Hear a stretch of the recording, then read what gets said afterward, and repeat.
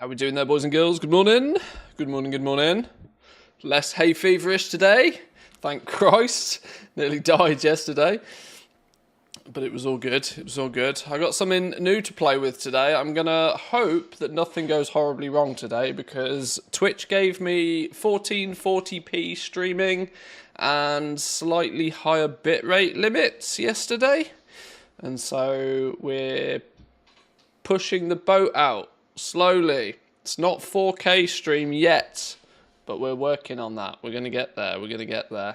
There should be the option for a native 1440p stream now.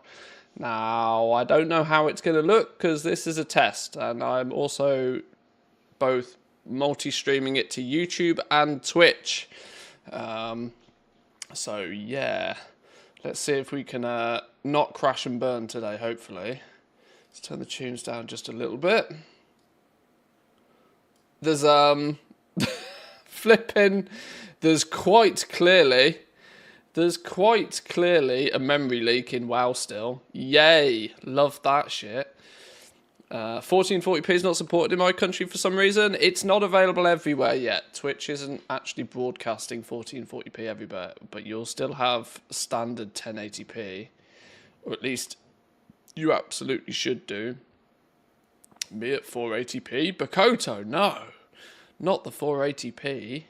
Surely there's better than that. Alternatively, if Twitch plays silly, there'll always be YouTube. Our YouTube stream will always be at least as good as Twitch's, if not better. Twitch weirdly makes me do all of the encoding for all of the different resolutions and then send them all of the different encodes. Which is kind of annoying. Honest, not gonna lie, kind of annoying. Whereas YouTube is just like, yeah, just send me your video and YouTube will sort it all. So yeah, doesn't really help when the alts windows are 5 by 8 centimeters. No, it probably won't. That probably won't. But there's oh my god, each of my WoW clients is using like 7 gig of RAM.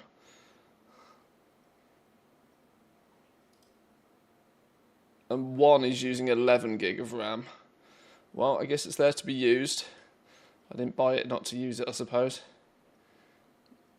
God bless memory leaks, eh? Gotta love them. Doggo's teeth are good, by the way. Thank you, Mr. Goldson. Hope you're doing well this morning. But yes, it should mean, hopefully, possibly, that the stream should... Ooh, that's not the right button. Should at least look slightly crisper for some of you who've got the hardware to do so. Is the theory. Today, it's not necessarily the most interesting thing, but I absolutely have to kill rares today. I have 7 Mechanica to my name. And we need more. We need more. I spent all day yesterday pissing around... messing around, doing a whole bunch of like trying to figure out the guild and reposting and all that sort of stuff. So I've canned all of that shenanigans off for today. We've got to get some rares killed. No questions asked. I was just doing a cheeky little bit of processing of materials before stream. Let's check we've got stuff listed on the auction house before we log these dudes out.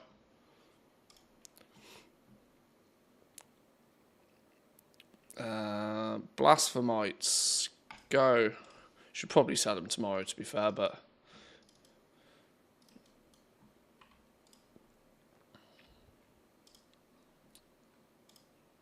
Blasphemites, go. Blessing Blossom. Normal price is lower than your minimum price? What?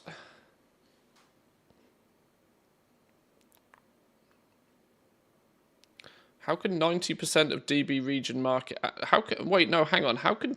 Oh. Okay,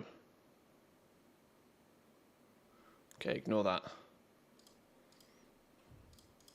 Still tuning in these new operations I'm using for selling stuff.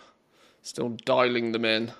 Sometimes they do loopy-doopy stupid stuff that they shouldn't.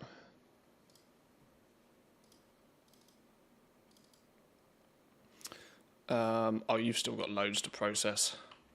Let's just sell what and if and maybe it can sell.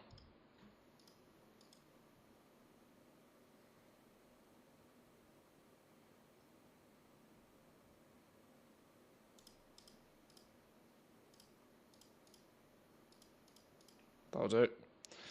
Make me rich, game. Make me rich.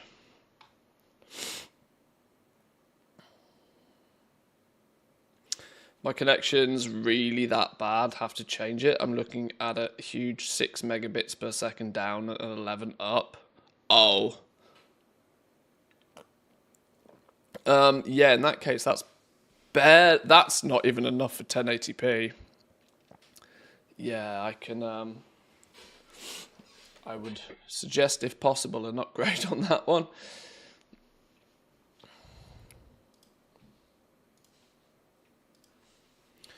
Oh, I've just had a thought. Nah, screw the Nightfall thing. I can't be bothered. For a minute, I thought I'd go kill the Nightfall thing, but it's just more gear to clog up my war bank that I don't need. Let's get killing some rares. What I should also probably focus on doing, and I know I said I'd do this at the beginning of the week, but then totally didn't, was getting the Bilgewater Cartel rep up. Really annoyed at myself that I haven't smashed out checklists all week to get this finished. But it's some 40 plus checklists I'd needed to get this to Exalted, and I haven't done any. It's real bad mojo because I should have just got it done. I'm not even sure I've done all the side gigs and stuff on my main character to harvest the easy stuff. I haven't, no. I've been big slack this week. We've been far too pushed forward with the cross-realm selling to have actually really felt as if we've been productive, which is a bit of a shame. It's, you know, it's good. It's good to have got it done, but we've got to keep the wheels on the bus. 1440p and the TV's still off. Yo, we've got to save that electricity. All these pixels cost money, Jack. Welcome in, my man. Welcome, welcome.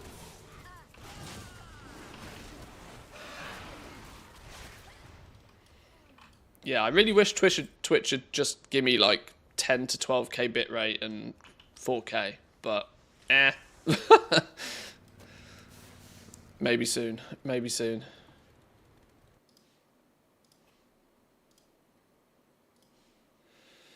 A Swigs and a Nitro.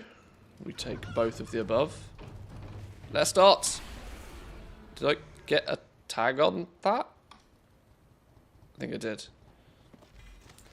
Do these guys still have the... No. These dudes must have done their collect from the rares for the week.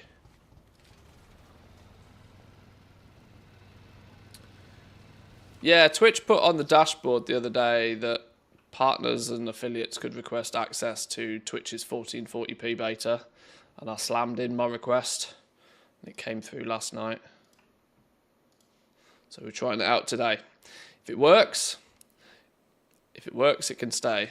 If it doesn't work, we'll go back to 1080p.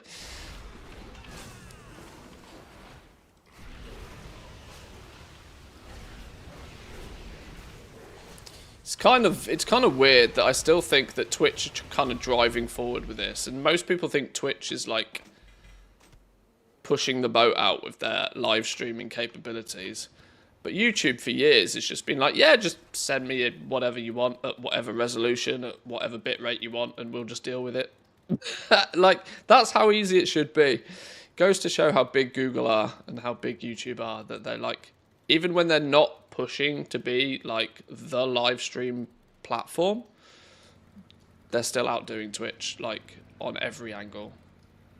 They're just like, yeah, just send me your video feed and we'll deal with it.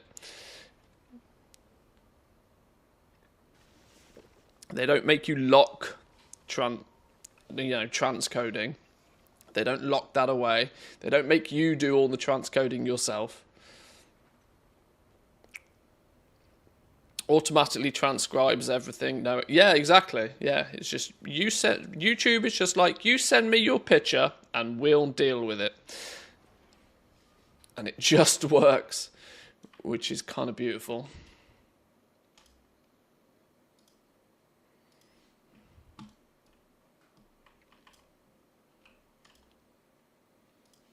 But we'll see how this looks today. The only thing I'm not doing is locally recording at the same time, just because I thought we'd do one step at a time, really. Because I wasn't entirely sure if when I pressed the go live button today that anything would even work, so... What's the news? Keep cool. I thought we'll nudge it forward and see how it goes. Any grimy boys? No grimy boys. We're not going to hang around. If they're there, they're there. If they're not, we'll move on.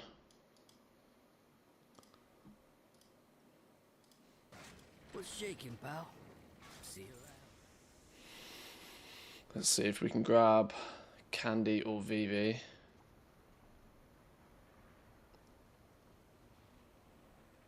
Nobody? No rares. What is this? What is this? You know the second I send them back to the hotel, somebody will spawn though. Oh well. You looking for trouble? We had a look. Let's grab a coffee.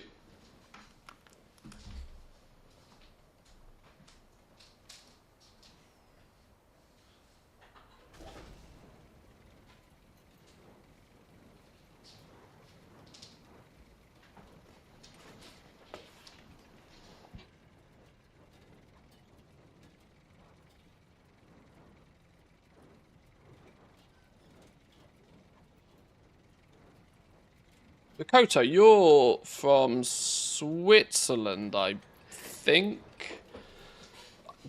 I do desperately try and remember people's nationalities and what they do and stuff, but the third richest country on earth sounds very Swiss. If that is the case, then you gotta get yourself some better internet, man. Surely trade in some of everybody else's money and some chocolate and get it done. Get it done. Have I tried Satisfactory 1.1 yet?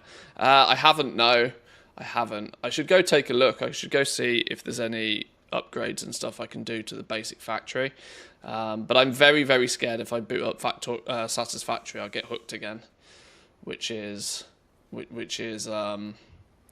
big problems. Love the elevator.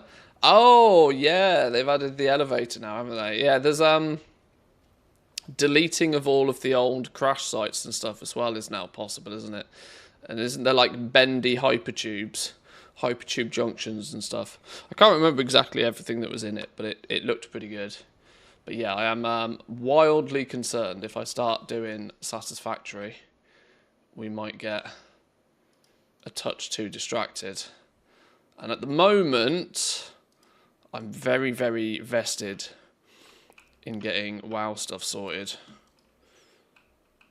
I knew going on this little mission of setting up a level 80 character on every single server was going to take me a while, and it was going to tie me to the game for quite a while. But I'm thoroughly enjoying myself right now, so I guess there's no complaints.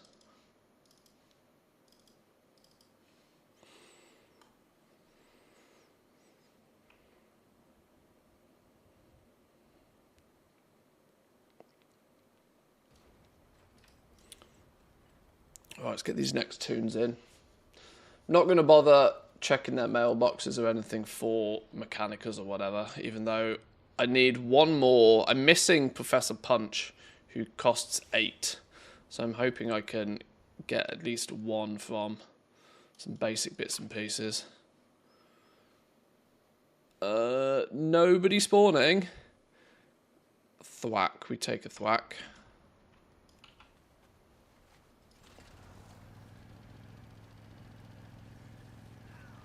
Dark fuses flying drones around this place.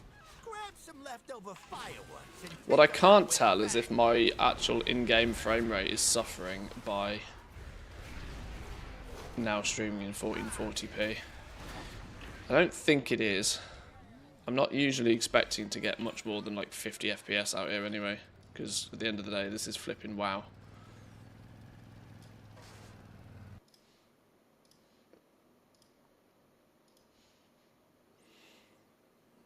Nobody up anywhere else? Big sad. Many sads. You can't miss all 3 hotel rares. That's chaos.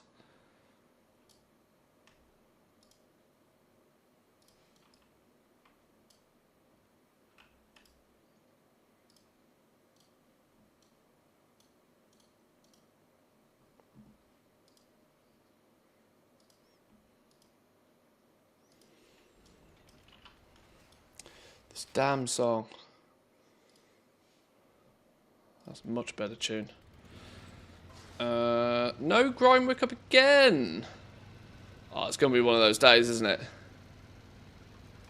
It's going to be one of those never lucky days.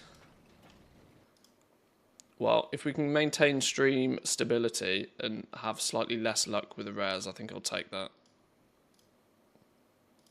What's the damage? What? Tried farming some open world mogs, gave up after 2 hours. Didn't even get cloth drop from humanoid mobs. She mentioned that this is not in fact a bug, but Blizzard made this change. If this is the case, can you explain to me why they did it? I don't think it's a bug, because I don't think they want individual characters. And this is kind of not necessarily so much the fault of players, more of the fault of bots, because one of the biggest problems is bots hyperspawn farming and abusing party sync tech to bring everything up to a higher item level, and then just hyperspawn killing and vendoring everything for like 24 hours a day, causing massive amounts of raw gold to be created. And now obviously they can continue to play whack-a-mole with bots permanently, or they clearly seem to have developed some technology that instead of playing whack-a-mole with all of the bots, just basically means that if you're playing the game quote-unquote normally, running around doing your quests, exploring the zones, killing rares, whatever, you'll get exactly the loot that you should get. But as soon as you start repeatedly killing mobs over and over and over and over and over again, they seem to throttle your loot drops. And this obviously is going to impact people who go out to farm stuff specifically. But it also, in one clean sweep, basically nukes the viability of any hyperspawn bot farms almost instantly, practically overnight, without an easy way for them to overcome it. So unfortunately, this feels to me a little bit like the multi-box change, where unfortunately standard legitimate multi-boxers who weren't breaking any of the rules, weren't doing anything, you know, bad, were kind of caught in the crossfire, caught in the crosshairs of Blizzard's ban hammer. I think this is potentially a change that will make farming old school transmog, that will make farming old school materials just basically not viable. I don't know how this is going to impact the game long term, but what it should most definitely do is cause the price of all of that stuff to slowly rise over time. Because if people can't, you kind of forget that the aggressive efforts of a handful of farmers probably end up supplying most of the region with their supply of those mats. Now, if those players can't go out and farm materials at any great level like they have previously, where are those materials going to come from? Well, the answer is they probably won't. It means the materials will probably start to dry up. It means the price of them will probably start to rise. And come player housing, when everybody turns around and wants those materials to craft old decor stuff, could be an interesting time. That's my perspective on it, at least. Now, I can't categorically prove that, but nor can anybody prove their theory. Simply because we don't know, because Blizzard hasn't said. And when it comes to bot-related stuff, you know, when it comes to bot prevention tech, we don't get told, and we won't get told. They don't tell us for a very good reason. They don't tell us because then that also tells the bots what they've been doing. They leave you to guess, and they leave you to work it out. You know, this is the reason why you don't put the code to the safe on the side of the safe, you know? It's a safety measure, really.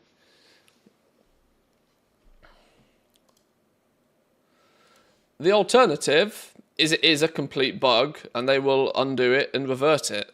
But I equally cannot really imagine that it's much of a priority for them to do.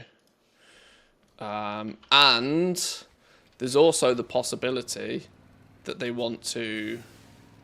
This is their way to ensure that there's a bit of a fair and open market-ish when player housing does turn up. Because what you might find is a lot of people will go into the old content to gather the materials they want themselves. And they might want people to feel like it's worthwhile going and doing that. But, you know, like I said, this is my semi-educated guess. But it is just that, it's still a guess. Oh, you know what I have been meant to be doing? I've meant to be looting the rares on these teams as well for the disc fragments.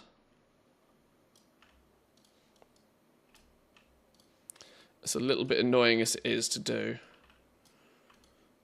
Every 10 rares I loot gives me like 1,500 gold. It's basically like an extra 150 gold for every rare I kill. On top of that, I also get a huge amount of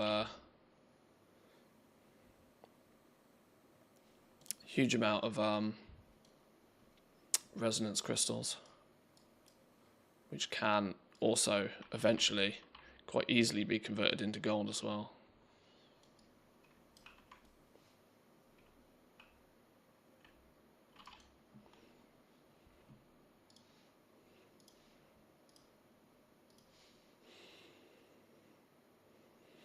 I have another theory on the loot drops. I think they nerfed them in advance of this. In patch 11.17, a new event called the Collector's Bounty is being introduced, which buffs legacy content to increase the drop rates of items. That's also possible. Whether it was a nerf ahead of time so that less people were aware of any change in the first place, nerf them so that they can buff them back to normal rates.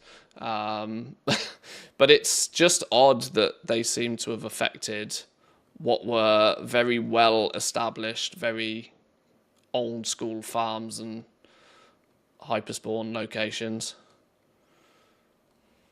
But this is how Blizzard does things now, unfortunately. They create a system and then it's just a blanket wide apply it to everything, and then fix things later.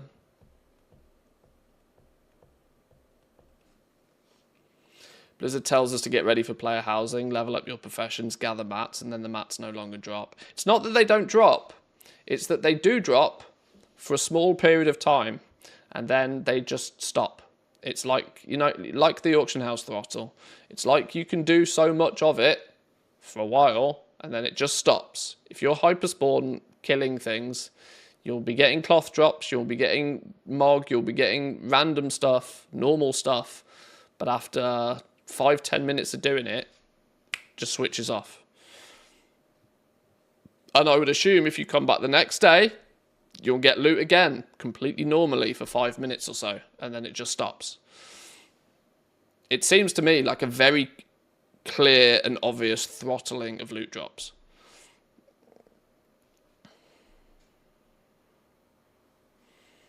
And it doesn't even seem to be too targeted to certain items. It's just like, oh, you've been here for too long now. Boom, you ain't getting no more. And that's what makes me think it's a bot prevention thing, because bots have been running wild for about two or 3 years now. 2 or 3 years now.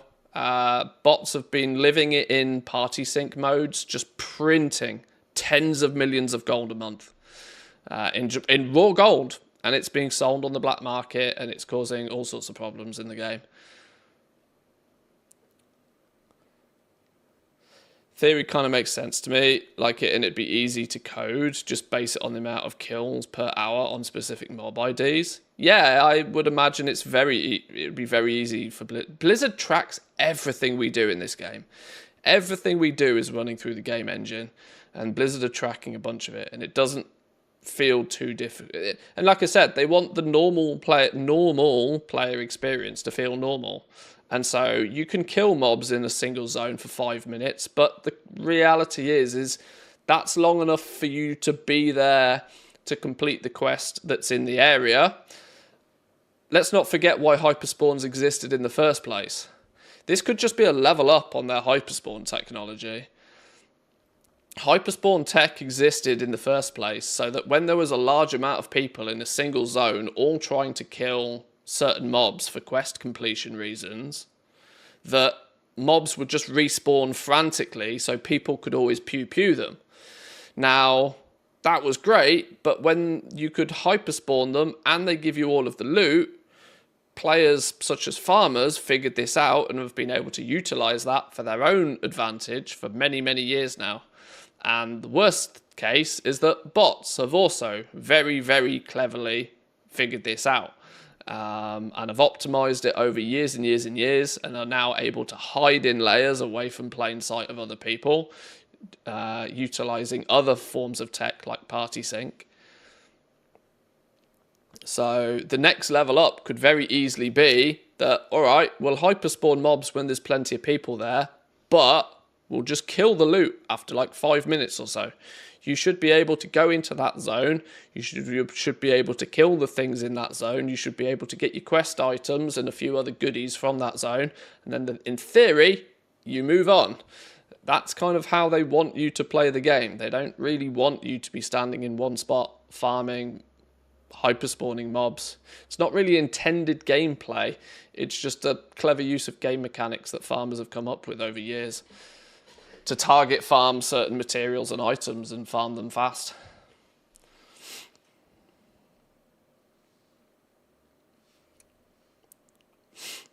But we'll see. We'll see how it plays out. I'm intrigued.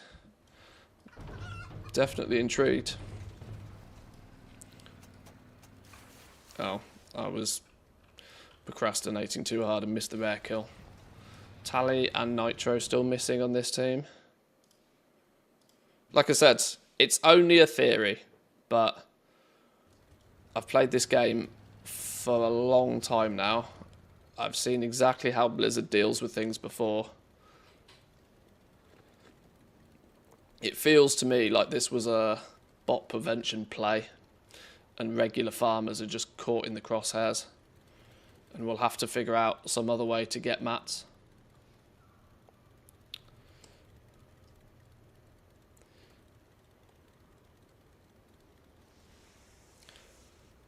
From what I've seen, it's all content. And that's what Blizzard will do. Like I said, this is what Blizzard do. They just blanket. You know, this is now a system that if you kill a certain mob more than 10 times in a 15-minute window, it just stops giving you loot. It means if you're, to use a phrase, abusing the hyperspawn mechanic to get more loot, then they don't want you doing that.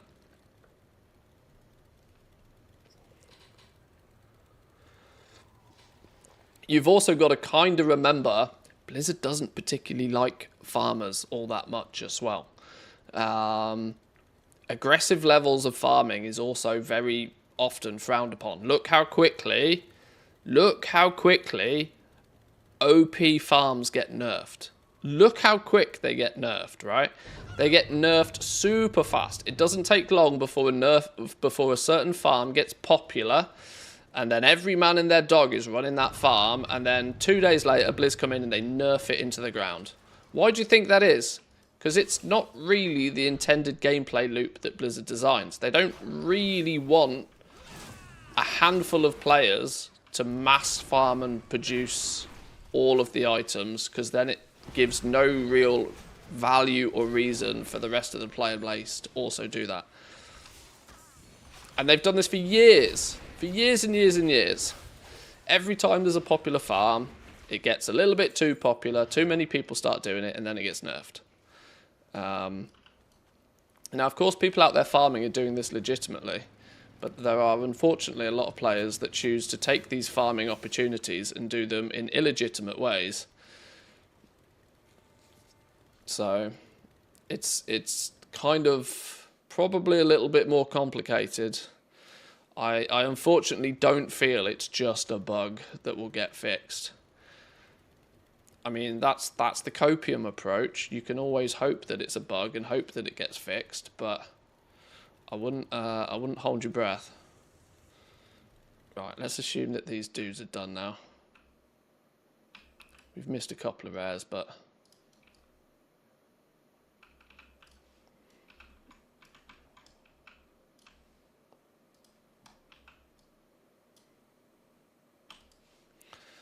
we'll see. There's this new legacy farm event thing happening. And we'll see if that has any impact. Switching alts every 30 minutes. People will test the shit out of it. People will figure out where the limits are. Let's not forget, we were never told about the auction house throttle. We just figured it out, and players just figure stuff out by playing with these systems day in, day out. We figure this stuff out over time, and once we've figured it out, then we'll know. And once we figure it out, this is why it's a game of cat and mouse. Once we figure it out, we'll figure out a way to circumvent it. We'll find the loophole. That's what players do. Gamers do gamer things.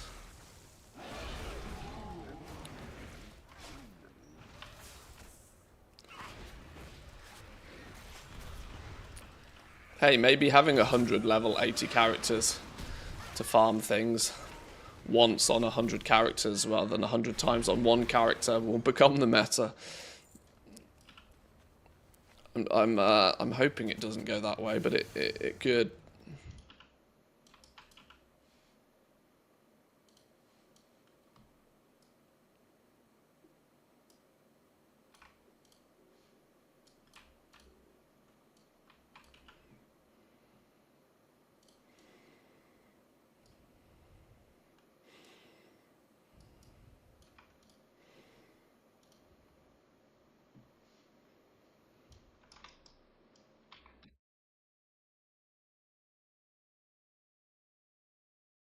Oh, I should be careful, actually. I'm not sure these guys have got any gear yet. No, these guys are not geared yet. Maybe I shouldn't start randomly attacking things.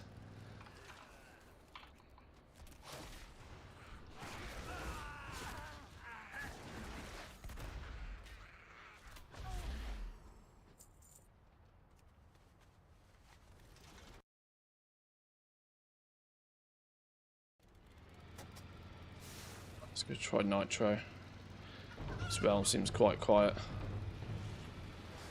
Swigs is up. We'll do Swigs first.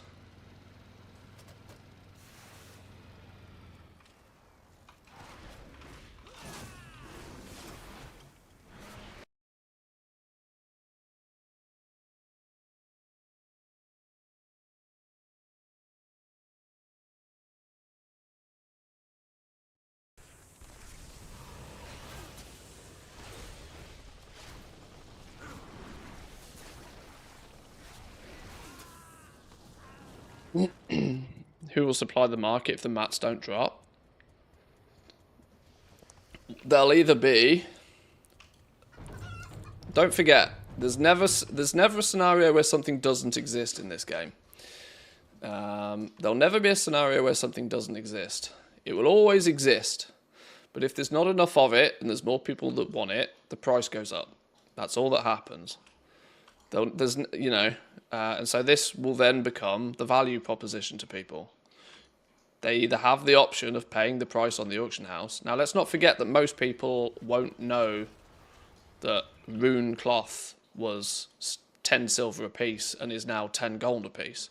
They'll look at rune cloth, they'll look at what they need it for, and they'll decide that if paying 10 gold a piece off the auction house is of value or not to them, they will choose to do it or not do it, buy it or not buy it. Yes, it's kind of frustrating if you know that rune cloth was 10 silver piece and now you see it at 10 gold, but you're still going to ask yourself the question, is it worth me going out and farming it myself, or is it worth just paying that from somebody else? This is how value works. Value isn't a constant. So, and to some people, going out and farming or acquiring rune cloth on their travels by leveling up a character will mean that they can sell that rune cloth on the auction house and make 3, 4, 5, 600, 700, 1,000 gold just by leveling.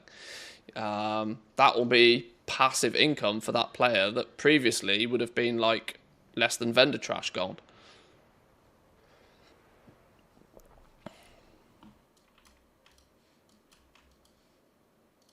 So from Blizzard's perspective, and we've seen this with how concentration works within the professions, right? There's a distinct focus by Blizzard to spread the love a little bit more.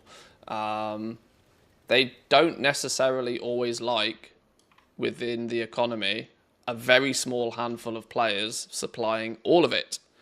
Now, the extreme example of that was Shadowlands Legendaries. They don't like it when a very small handful of people are having all the fun and everybody else either has no reason to or no need to engage in that content because somebody else is already doing it. And doing it at a value that's significantly lower than what they'd be able to do it at anyway. So we don't really know what Blizzard's philosophy is on this, but it would not surprise me if this is a deliberate change and not a bug. Oh no, wait, hang on, what's going on here? I'm TED talking and I'm not paying attention to what I'm doing. I need to go kill Nitro. Oh, less dots.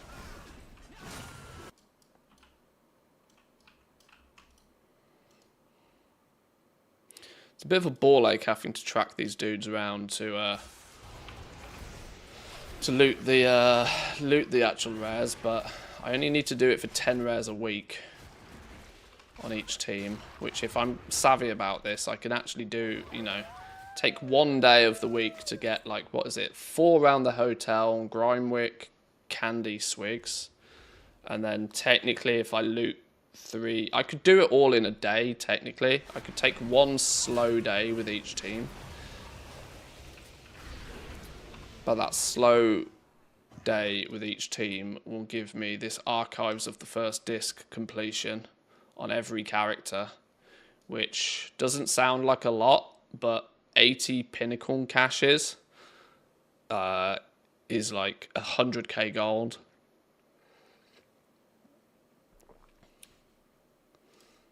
Not to mention the resonance crystals that come from it, which I still need literally hundreds of thousands of them. By the way, a little news update, the whole of OTK is also moving to Kick. Are they really? That's quite funny.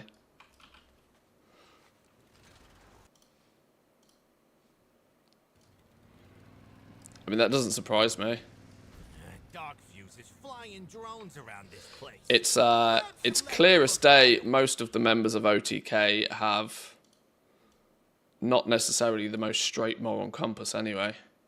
And the problem is it becomes normalized, doesn't it? And this is exactly what Kick wants. Kick wants as many people as possible to forget that it's funded by gambling. But look at all forms of high-end entertainment. Look how many flipping movie stars and film stars are promoting sports betting and stuff like that. Unfortunately, I don't particularly like gambling, and I think it's as toxic as any other things, but it's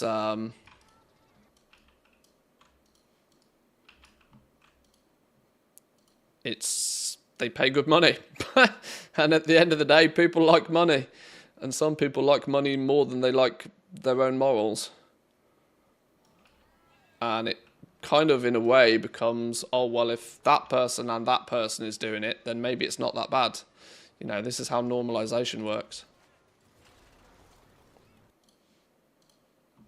OTK, One True Kings, the Asmongold-founded Twitch streaming organization. I guess is probably the right word. Streamer org.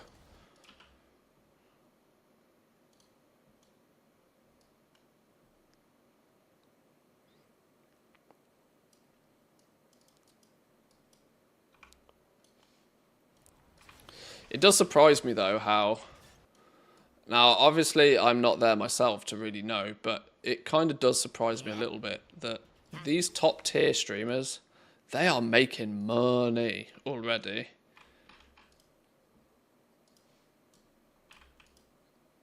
And moving to Kick is absolutely nothing but a money play.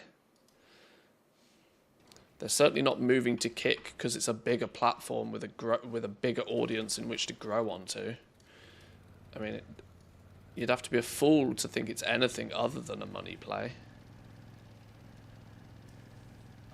Can't just throw used batteries in the marina.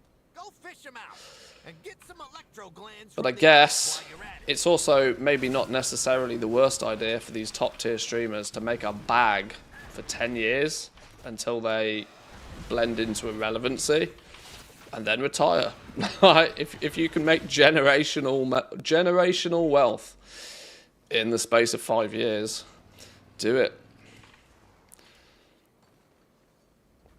Twitch isn't also having the best reputation at the moment. Yeah, but I mean, jumping to Kick is, I don't know, maybe I'm a touch older and have a little bit more business sense about these sorts of things. But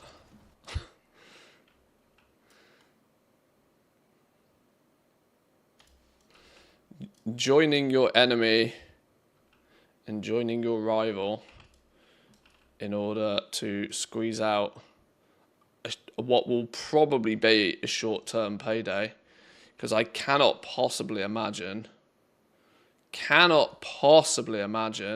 that this will end up any different to a lot of the people that jumped ship onto YouTube gaming when YouTube was dishing out some briefcases of cash. I can't imagine it'll end up any different. That maybe take your contract, take your 12 months, take your paycheck, and then come back to Twitch in a year when like most of everybody else has already done. Maybe you'd be kind of foolish not to, really.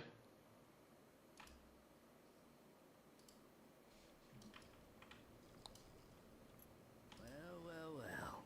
Interesting.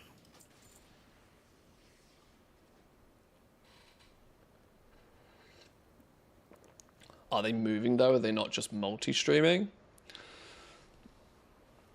Depends what the contract is. Our people need to be better informed. Get out there and bring them the news.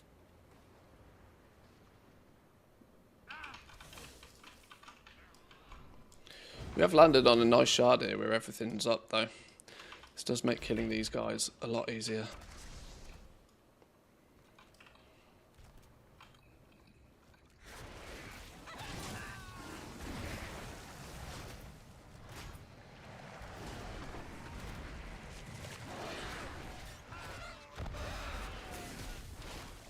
I mean, I tend to think one of the only reasons why the bigger streamers are not multi-streaming already is either that they were contracted into Twitch in the first place.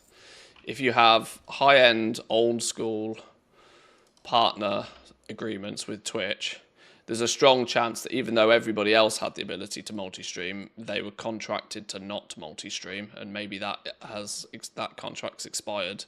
Let's not forget that for a start.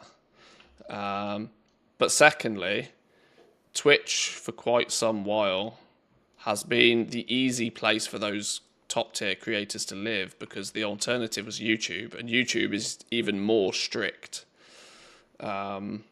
You know, copyright music, reacts, all of this sort of stuff is kind of the live stream thing, which it's been a bit of a push and pull with Twitch over the years, but moving to YouTube meant that you really had to clean up your act, whereas multi-streaming to Kick, where Kick couldn't give a flying about anything, there's no reason not to, really.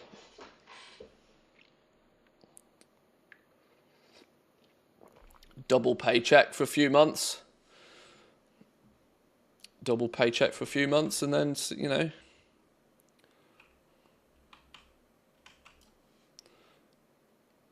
it's not surprising to see why people are doing it.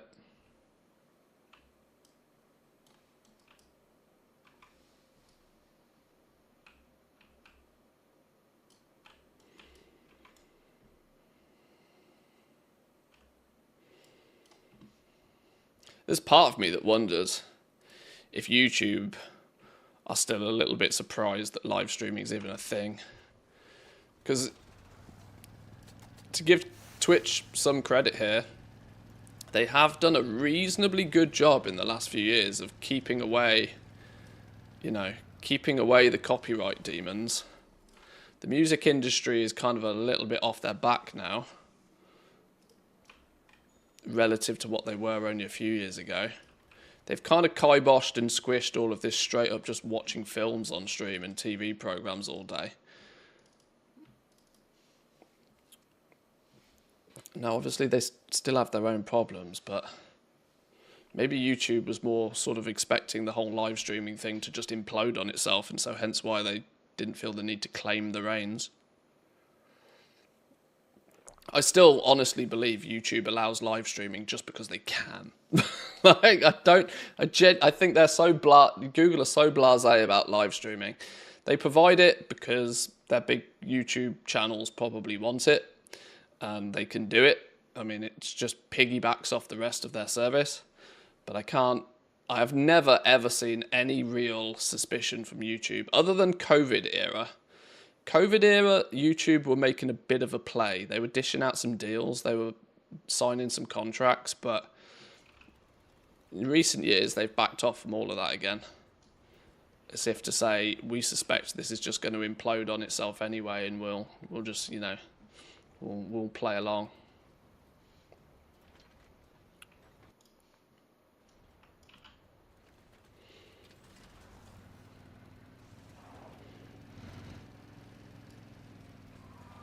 Oh, did we miss the nitro kill? Boo hiss.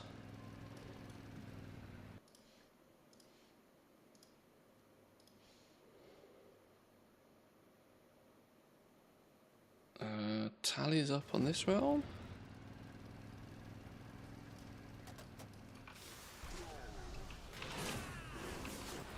I need to focus on killing these rares a bit faster than this. This isn't meant to take quite so long. Why are you going all the way over there? Oh, who's aggro Tally all the way over there? Now Tally's got 1 billion health.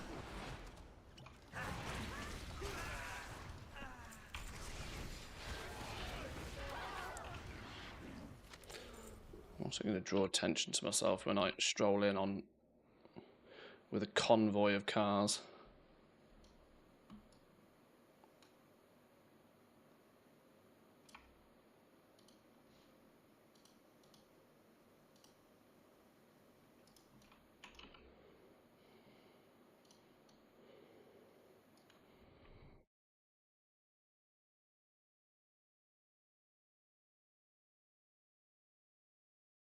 Welcome in, Senti, by the way.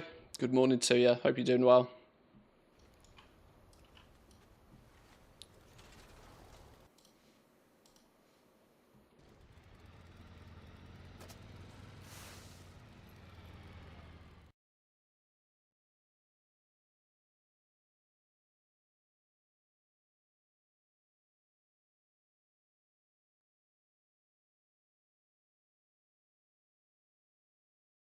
Any more hotel rares? We could really do with swigs. I hate missing swigs. Oh, oh, oh, oh, oh. Oh, less dots. Less dots. Too many dots. Shit. Missed the boat.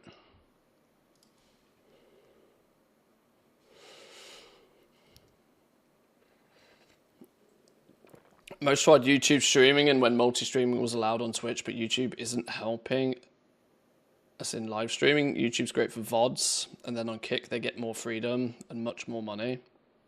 Yeah, they get a split, you know. It's the seeming natural path. Like, Twitch has, for clear and obvious reasons, pushed ads very aggressively in the last few years, because it's actually the only way to bring sustainability to the platform long term. But it's also pissed off like everybody at the same time as doing it, because viewers don't want to see as many ads. Streamers don't necessarily want to be playing more ads. You ask most live streamers and they will say that they try to run as few ads as humanly possible because they run enough to keep pre-rolls at bay, but they don't play much more than that because it pisses people off. Have I missed swigs again? Oh, come on.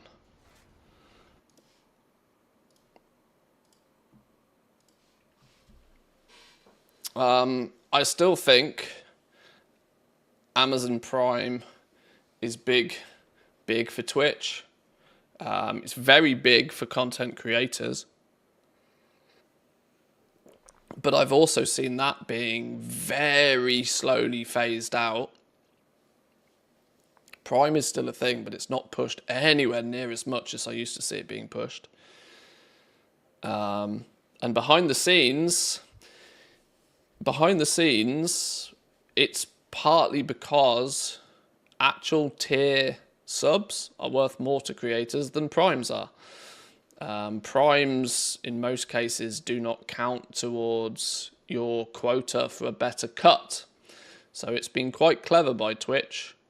They've basically made it, they've made their content creator base push for tier 1, tier 2, tier 3 subs and not push for prime subs as much, which has very much slowed down the impact of prime.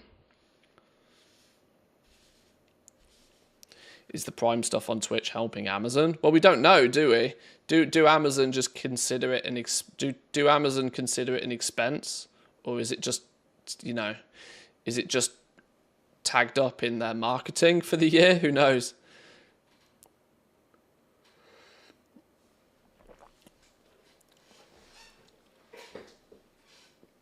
But yeah, live streaming is very expensive because of the tech and the moderation. It's risky for them, and they'd rather put their resources into VODs and shorts, lower cost and work. Yeah, like I said, YouTube have never really shown much of an enthusiasm to go, you know what, we'll do this streaming business. Twitch has to go all in because it's all it's got. Twitch has failed miserably to do clips or short form content or VODs or anything. Twitch has to go 110% into live because it's all it's got. YouTube, on the other hand, has already got a multi-billion-dollar industry. It doesn't need to claim the live stream market as well. Right, well, we're not finding flipping swigs or nitro or thwack by the looks of things. Nothing is spawning. Let's go have a little look about at some of the others. See if we can find them.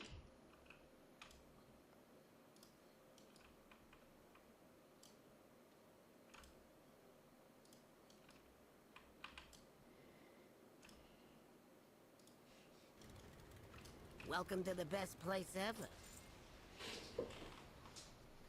I don't think I found Grimewick once today. He's not here again. This is not going to plan, is it?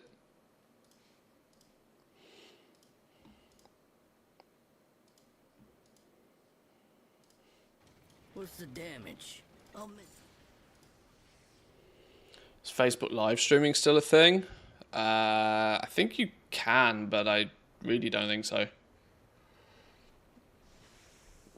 I'd go as far as to say Instagram lives are more popular than Facebook live streaming. There was that Facebook gaming thing for a while, wasn't there? Our people need to be better informed. Get out Yeah, there the and question of bring whether them it's the still a news. thing or not, I'm not sure. I should bring Candy out here, really. Easier to loot at the bottom of the ramp. No risk of pulling bonus mobs.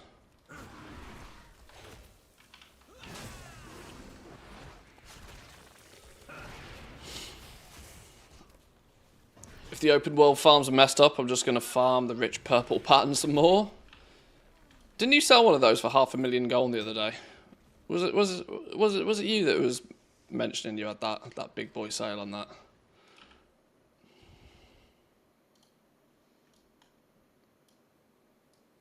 I found one in my guild bank the other day. I've got it listed somewhere.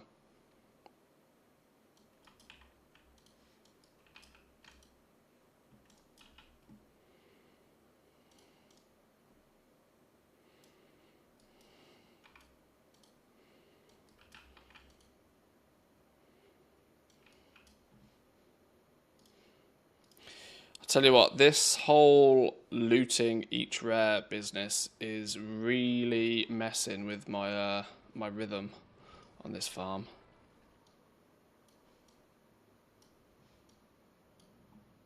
Who just keeps killing Vivi and leaving slime up? Sons of...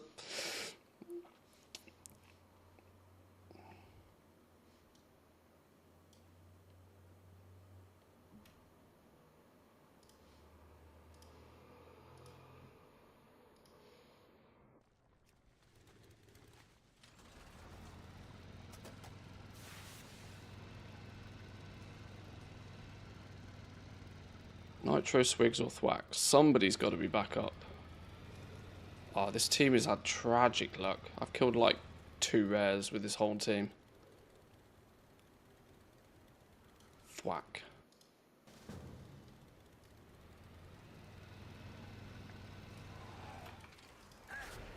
Dark uses flying drones around this place. Grab some leftover fireworks and take them out with a bang.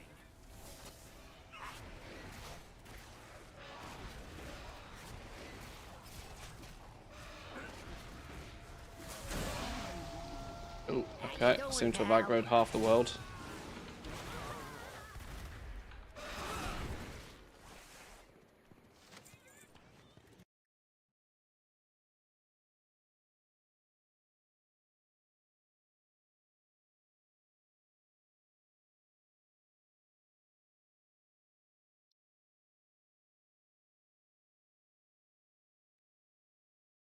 Rests for days.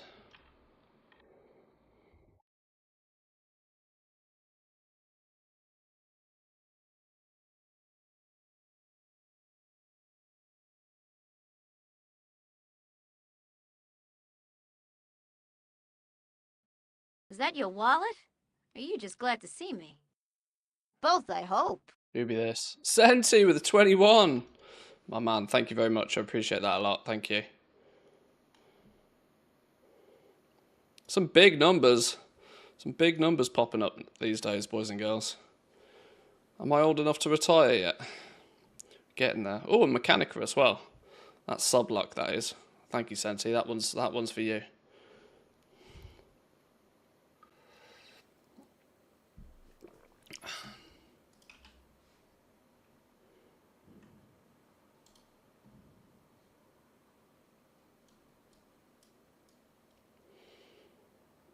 Right, Nitro or Swigs?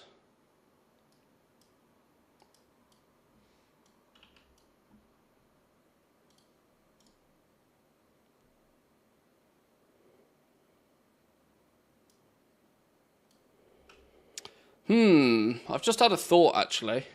Does anybody know if this quest rolls over? I have a sneaky suspicion this quest doesn't roll over, does it? Meaning if I don't actually complete it this week, the progress that's made with it goes to waste.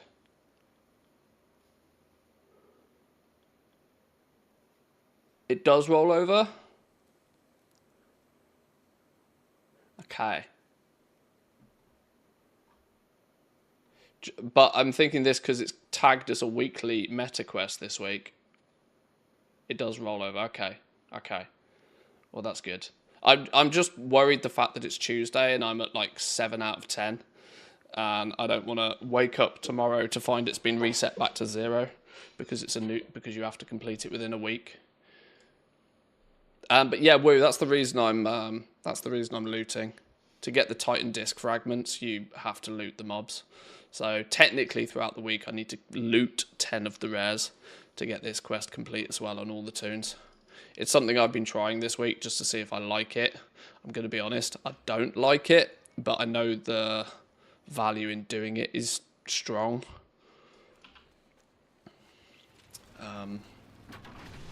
You know, 80 bonus pinnacle boxes can't be sniffed at, you know.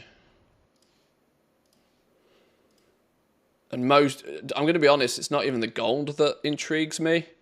It's more the resonance crystals I can get from it. Basically 1,000 resonance crystals per toon. That's a little bonus there. Is going to add up really quickly. Because I can't, even running 5 accounts, I can't seem to keep up with the resonance crystal requirements for stuff. That flipping Nightfall event, I got renown 10 with that Nightfall event the other day.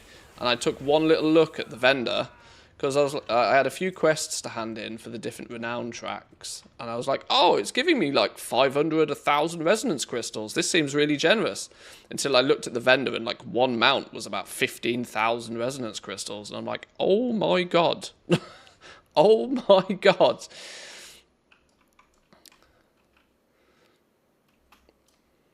So, yeah, I can't seem to keep up with the resonance crystals requirements. So we're going to have to utilize our many characters to make light work of it.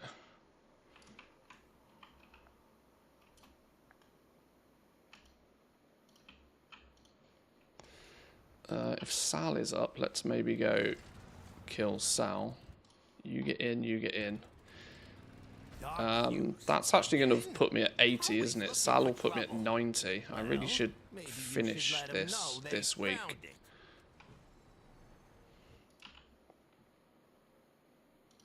So maybe I am going to need that nitro kill on this team, so then we can go hand in the quest.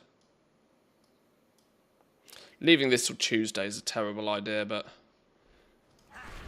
there is not enough hours in the week. I've decided somebody needs to invent an 8th day. Just so I can get everything done in WoW. As somebody who has a liking to even numbers, a week having an odd number of days in it has always felt, well, quite literally odd.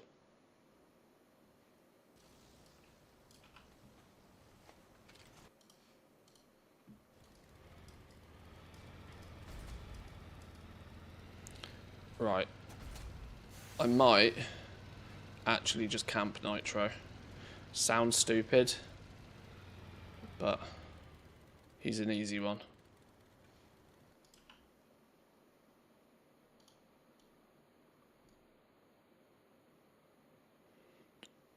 He's also a frequent one, so it shouldn't be too difficult.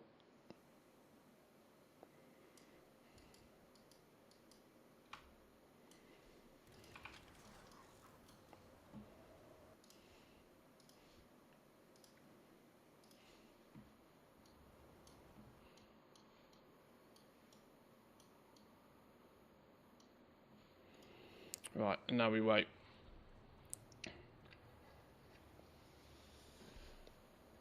Weekly box is a great source of the resonance crystals. Just glanced at my transfer tab, added them all up. I have about 240,000 resonance crystals. Yeah, this is it. 1,000 to go just adds up really quick. That's kind of what I'm shooting for. My ATT seems to claim right now that ATT claims that I need 514,000 of them. And it thinks I've got 141,000 of them. Now, I'm pretty sure I've got more than that. In fact, I'm very sure I've got more than that, because that's only tracking them on my one main account. But I definitely don't have 514,000. So, yeah, we need more. We need more.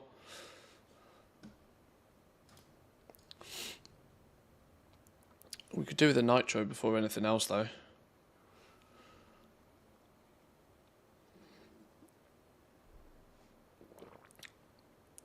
I shouldn't have left it till so late in the week to do this, but a wild gold goblin appears. Welcome in, my man. Good morning to you. Hope you're doing well.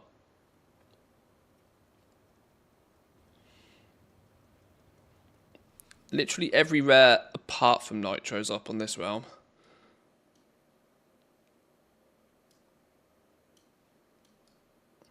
I like the little trick actually with this, that you can just pull him to the guards and the guards just polish him off.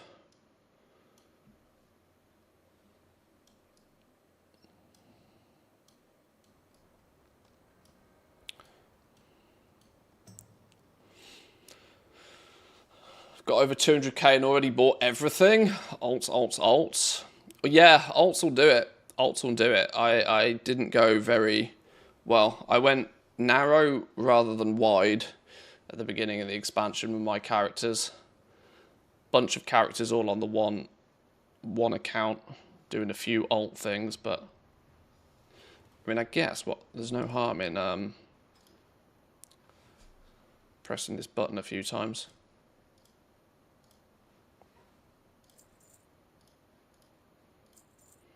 See what the number actually comes to while we wait for Nitro.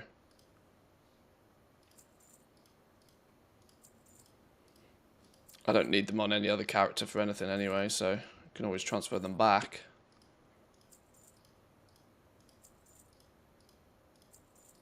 Same with Kej, actually. I need to look at how much of that stuff I need. My tailor's probably going to need about 1 billion of it for all the bag recipes. Oh, hello. Did I hear a Nitro somewhere? I did.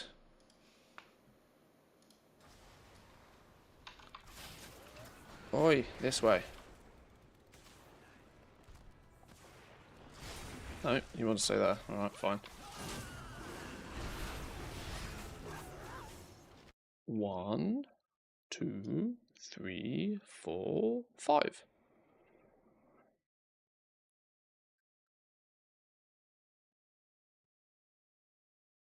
Okay, beautiful. Now we can also turn in the we can go turn in that quest.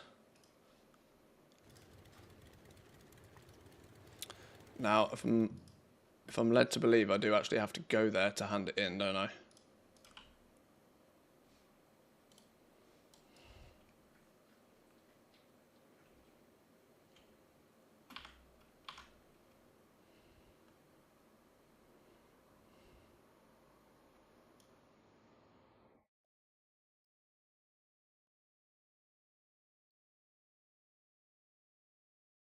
Oh, you know what I've done as well? I've just used these guys flipping Hearthstone as well. So I'm not going to get them back easily either. Oh well, it's fine. I'm addicted to pulling swigs and tally to the guards. Not necessarily more efficient, but just more satisfying. I can see that. I can see that being a thing.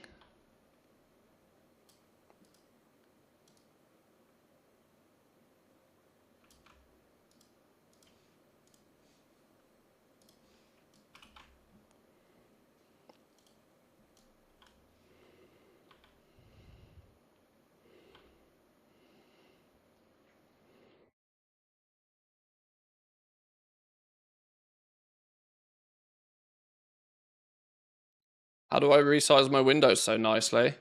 Windows snapping. Windows snapping with the Windows plugin Fancy Zones.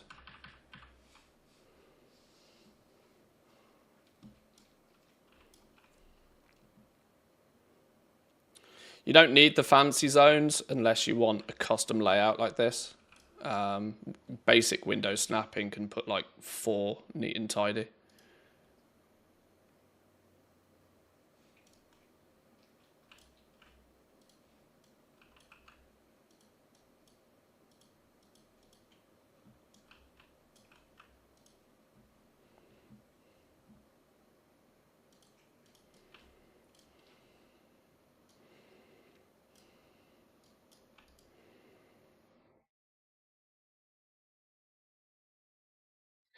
Whoa, 3,200 gold. We procced on the gold on that, dude. Do you get 3,200 for all of them? Oh my god.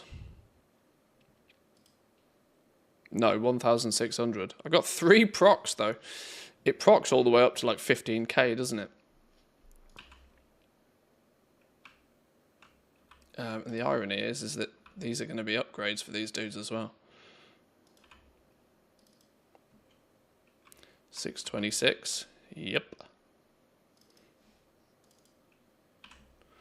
Definitely upgrades.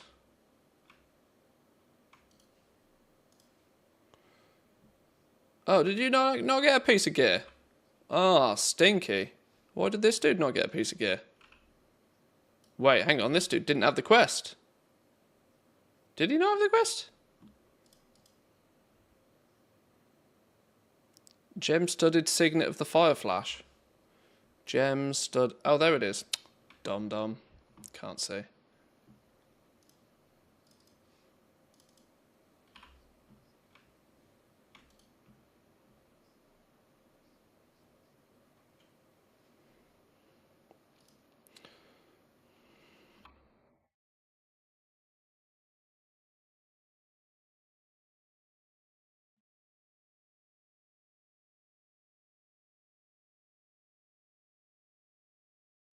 Is my Hearthstone come off yet?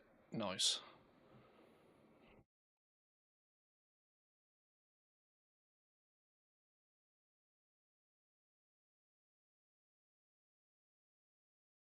Right then. That then at least means that this team is done for the week, which is nice. They can pick up a new quest tomorrow. Proc the quest to 16k. Yeah, you can up to 10x the default value.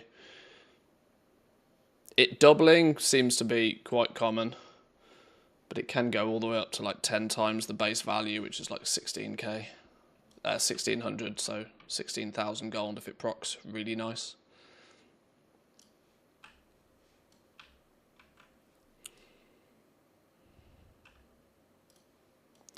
I kind of wonder whether I should do 3 scrap piles on these teams as well. For this one. But this doesn't give me much of any real value after the first time, does it?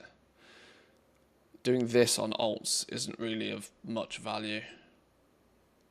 But those, the big weekly meta ones for the pinnacle chests add up fast.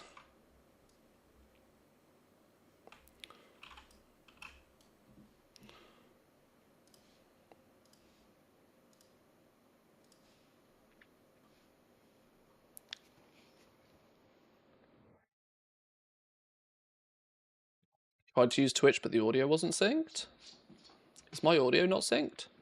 My lights are also very dim today. There we go.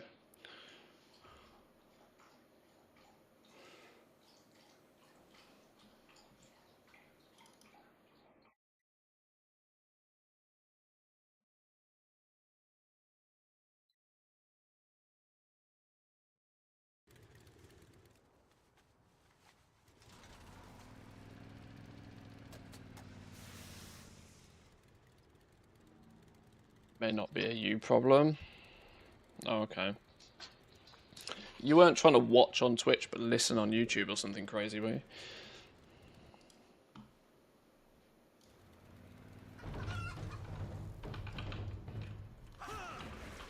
Can you pull swigs all the way to the guards? I'm pretty sure you can pull swigs and tally at the same time.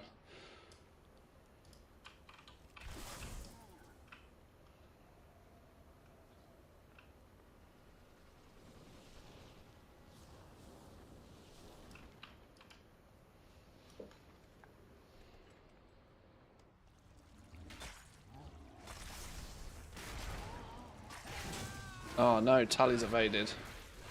Okay.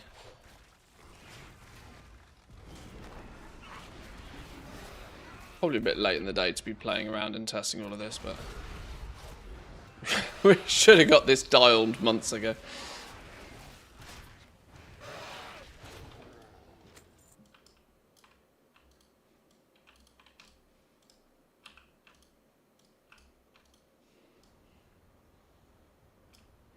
God bless a bit of click to move though.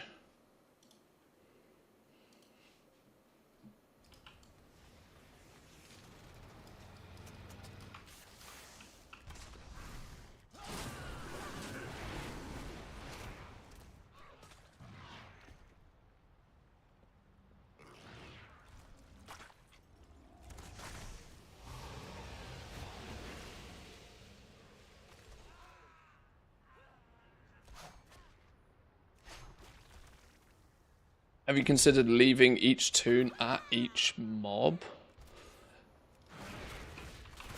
There might be some slight issues with that. Namely being that they'd all be subject to the 20-second logout, which I've cleverly tried to avoid as of recently anyway. And yes, I would suspect that then Nitro might be out of range of Tally and vice versa and so on and so on. So, no, I haven't tried it, but I equally don't feel it would work.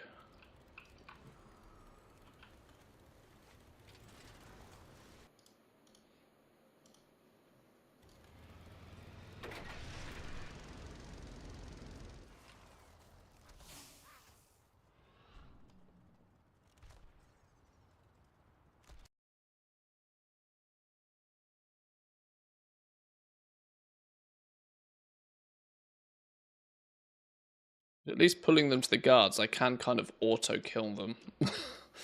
Auto-kill them while I get the other dudes there.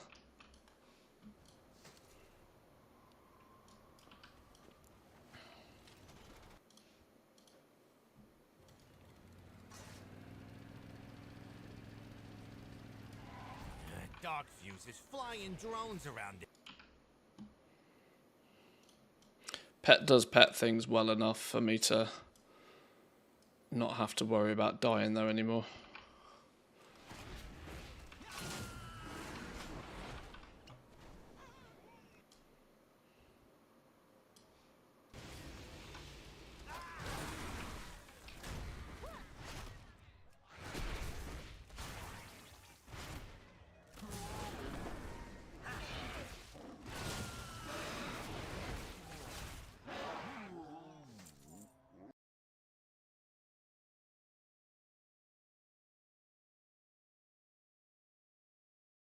Right, they need to loot one more rare.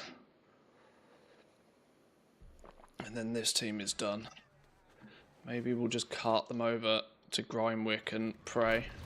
This shard has been pretty good so far. There he is. You can't just throw used batteries in the marina. Go fish them out and get some electro glands from the... In a different note.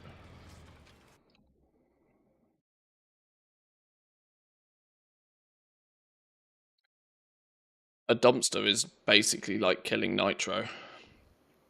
Dumpsters are 1%.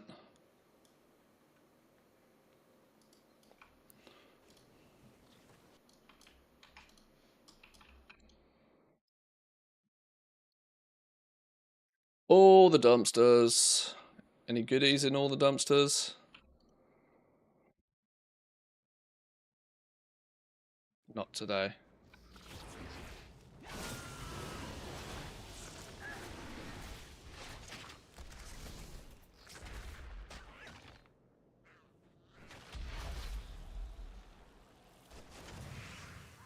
"20-second logout surely gets counted by spending less time running around." Yeah, in a way, it probably does. I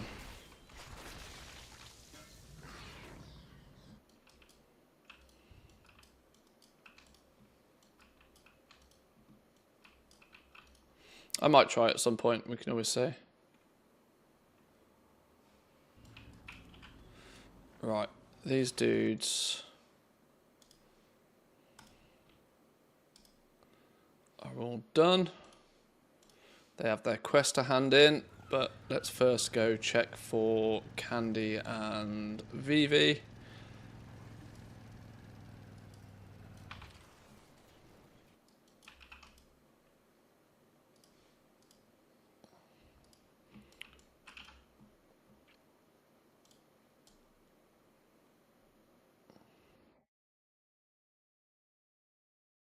Well, Candy's up at least, and Vivi's up. Love it when you find an empty shard. I wonder if this is going to be the way in the future. I wonder if once we leave Undermine for good, you know, we move on to 11.2.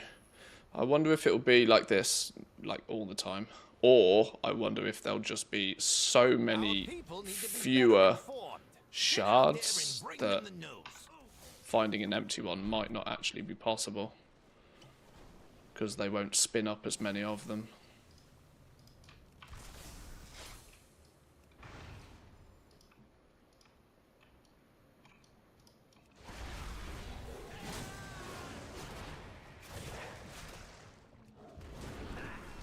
Oh, I don't know why I pull these like these. I don't need to loot on my other dudes, do I?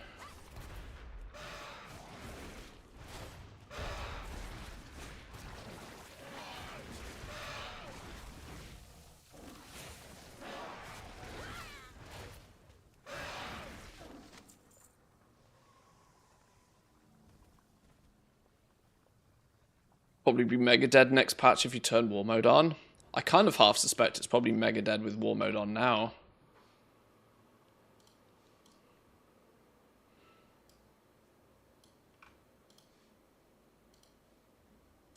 I mean, open world PvP seems to be such an afterthought for most people.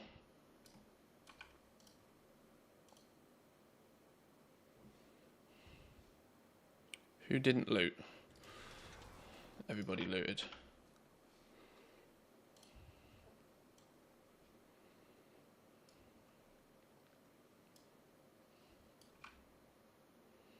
Oh, actually, you guys need to go back home now, don't you, to hand that quest in?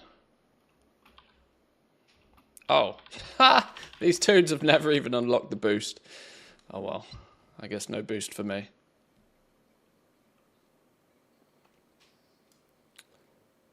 Not pissing around with rats. Marcus, how we doing? Welcome in. Good morning, good morning.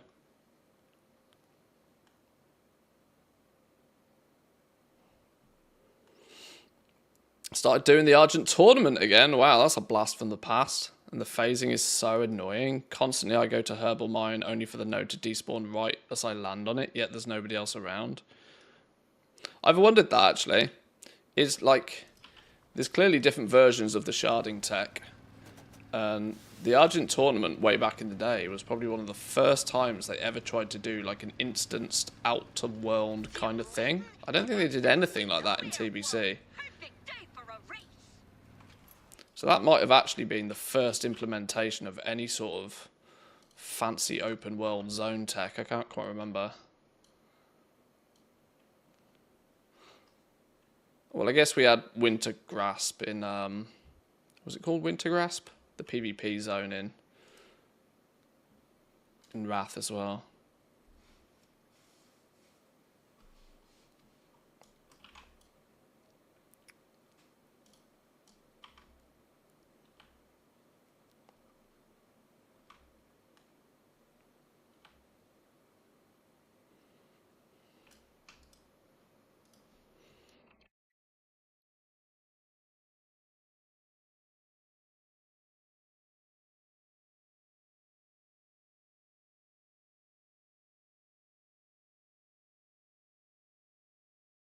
$1,600 gold. 3,200 gold. 1,600 gold. 1,600 gold.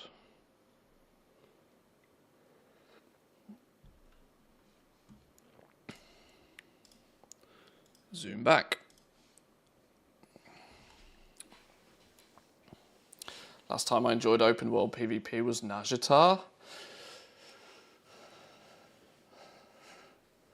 I remember doing open world PvP in Najatar. I can't remember why though.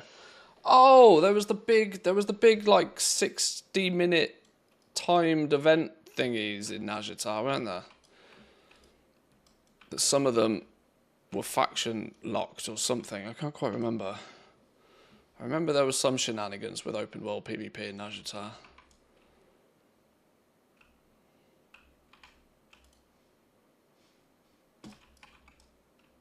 I don't technically need to run these dudes back to this little spot, but for when I next log into these dudes to do some cross-realm flipping and stuff, I'll be much less annoyed if they're not in the right spot. Also, it might not be a terrible idea to equip whatever that piece of gear was we got. A gun. That'll do. Yoink. Quickly check there's no bonus trinkets or gear I'm about to delete that isn't necessary to delete.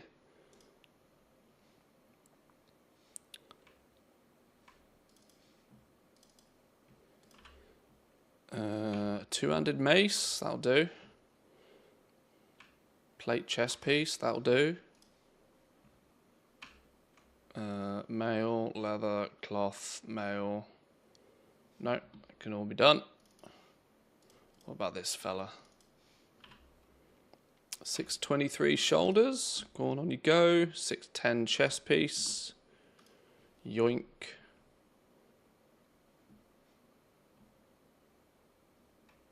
610 braces. 610 boots. Loads of upgrades on this dude. He's nearly got a full set of gear, look. Rocking and rolling.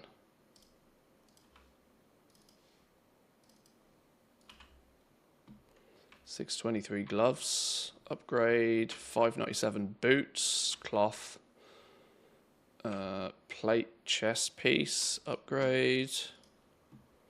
Leather gloves. What's that? 610 held in offhand. No, we don't do any of that business. Two-handed polearm. Sure.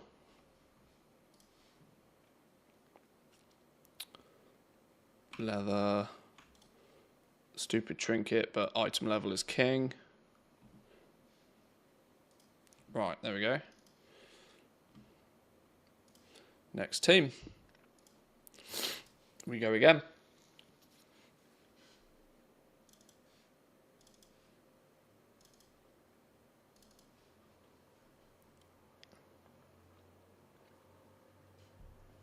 You had areas in BC that were phased based on quest progress too. I remember up in the spiky zone, there was a little quest hub that you would phase in and out of sometimes. I can't remember many places though, but I'm going to be brutally honest, it's been probably 10 years since I've even played in TBC zones. They're very distant memories. There is actually part of me now that's really quite intrigued just how many resonance crystals I do actually have, because it only said I had 140,000 previously and I've already found 155, so if we keep pressing this button until we can't press this button anymore, I'm intrigued how big the number goes. It's going to pull them all off all of the other accounts.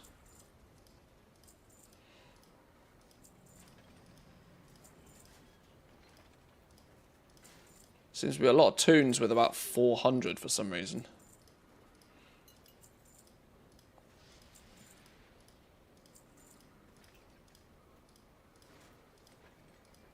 An error has occurred. Please try again. That's positive. Now it must be pulling them from a different account because the number's gone up.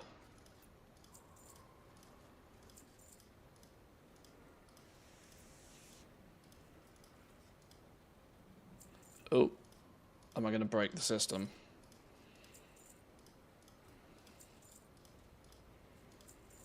This is why Blizzard just needs to put all currencies in one big account-wide pot. Because I can't believe this system is foolproof. Well, the amount of times it's broken and had to be taken down, it definitely isn't foolproof, but...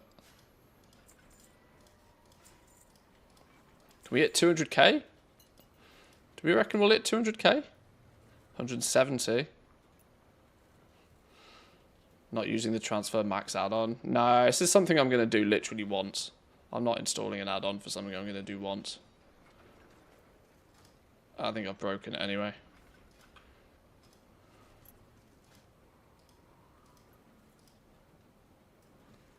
Currency cannot be transferred from a character whilst they're logged in. We can fix that problem.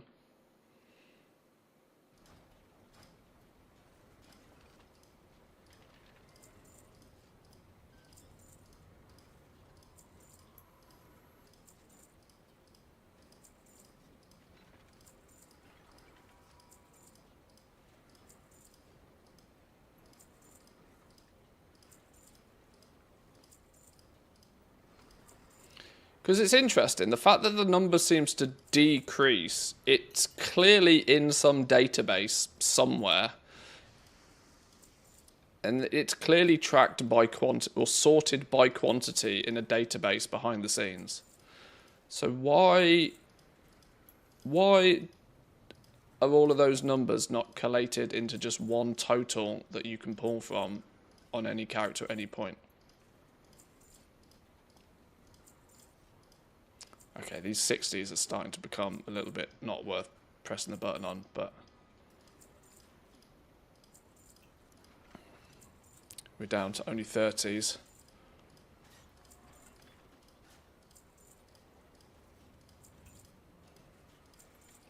Still going though.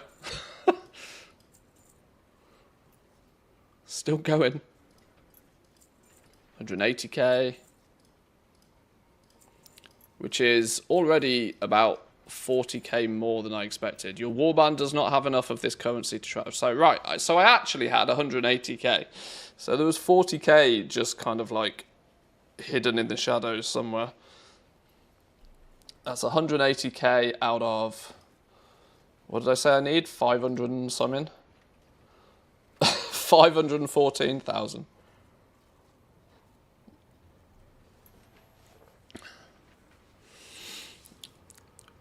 Never use a screwdriver to do up a screw when you have a hammer. Well, that's true.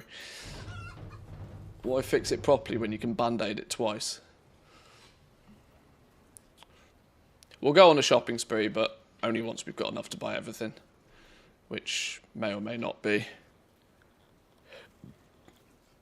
soon. Probably not soon. Right, let's log these dudes back in then. Let's get these wares killed.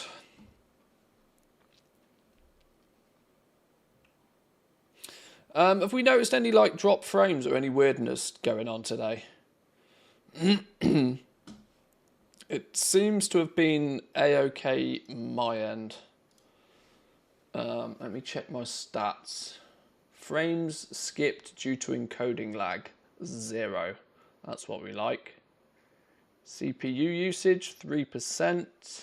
FPS 60. I think we're cooking.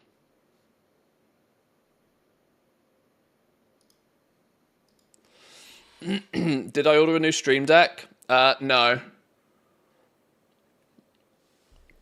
I'm going to pay for my dog's vet bill before I treat myself to any new toys.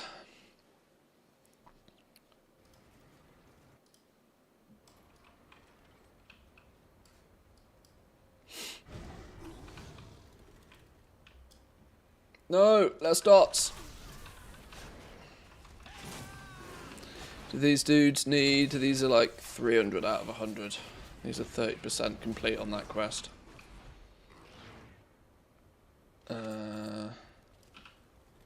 30% complete. It's worth doing if we can get 7 kills.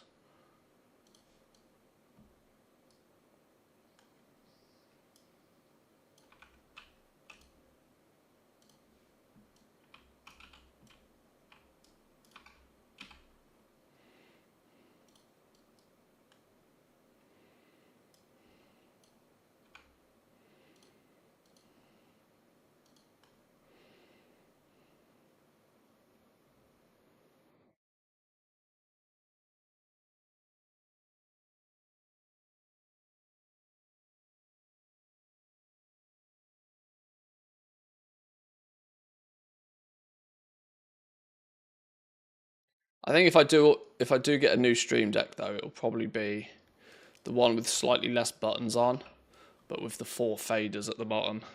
And then I'll get that attachment plug in so I can plug my mic straight into it. That'll probably be the route I go. Because I must admit, I've only got the, what is it, the 5x3 Stream Deck, so 15 buttons. And I use about 6 of them, 7 of them on a day-to-day. And actually having faders for the volumes at the bottom might be more useful.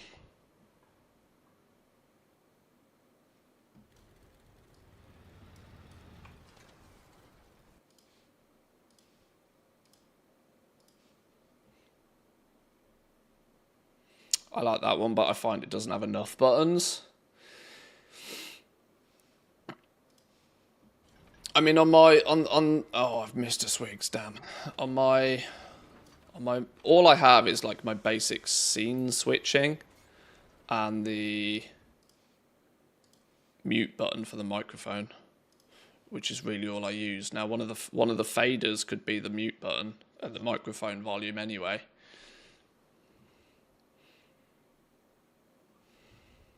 Been looking to see if I can get a cheap XL. There's no way I'd ever need that many buttons, I think. If you have Leatrix, enable fast loop on alts.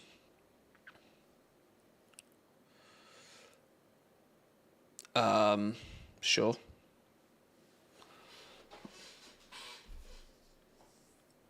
It's not the looting that's slowing me down, trust. I use mine for my smart home. Oh, well, yeah, I mean, I'd probably do that. Like, I have Philips Hue lights everywhere in the house, but I haven't bought them for the studio. Although the irony is, as I sit in here, significantly more than in the main house. The I opted to fit the house with Philips Hue first as a bit of a test to see whether I could train Mrs. Manthius to use them properly.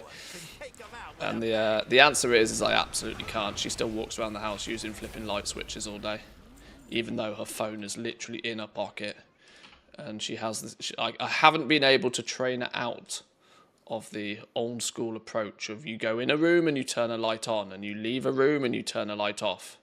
Like, if you want to turn lights off, like, she seems to believe that the lights cost, you know, $20 a day to have on. She hasn't quite come around to the fact that these LED lights cost basically nothing. And she's permanently walking around the house turning all the lights off. And I'm like, dear wife, we live in a country that is pitch black for 6 months of the year. Please, for the love of God, leave some lights on occasionally.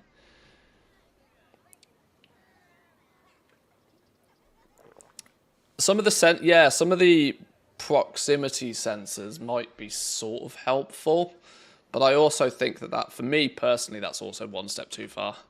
I think with the proximity sensors are going to be annoying. If you've got proximity sensors on your lights in like the living room, for example, you sit down on the sofa and then all the lights turn off, you're just going to be pissed. It's just going to be annoying.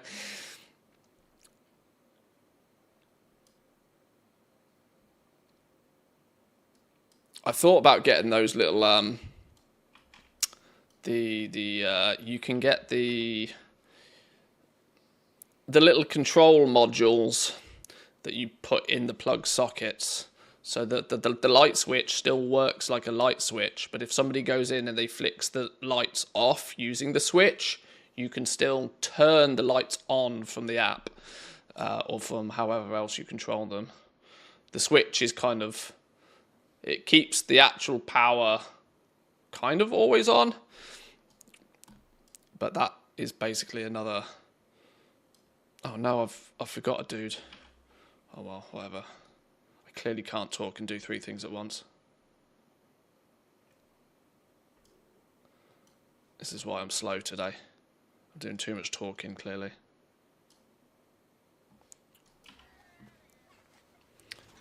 Swigs or Nitro? Who's next? Nitro, apparently.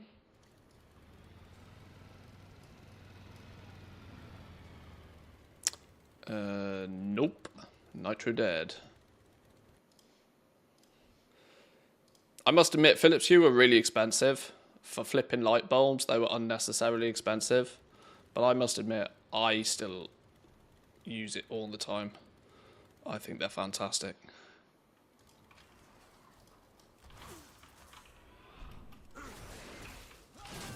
Like I said, the only annoyance for me is Mrs. Manthius has gone into a room and flicked the light switch off. But...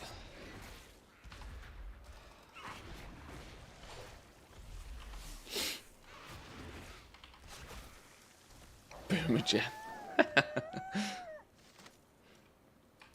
She's alright with tech, but she's not quite as tech inclined as I am.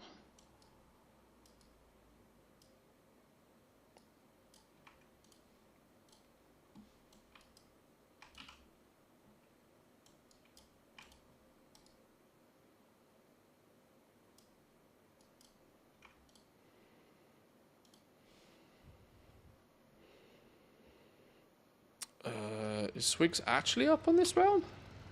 Just chilling there?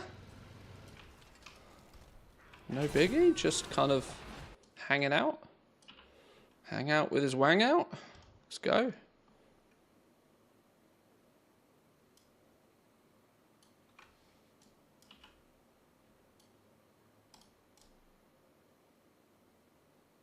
Has Pet killed it yet?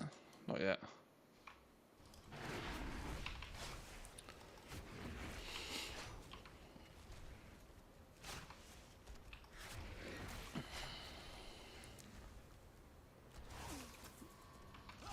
Hue's too expensive and too dim for me.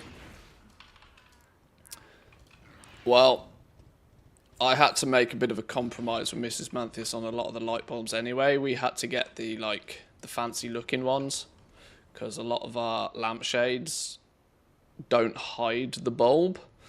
And she was like, well, if I'm going to see the bulb, they need to be decorative bulbs. I'm like, Christ, well, that's just added 20% to the cost, hasn't it? But and those ones aren't quite as bright as their normal ones. Their regular ones are bright enough, but the light bulbs look hideous. This is such an old person conversation. We're talking about flipping light bulbs. What's happening?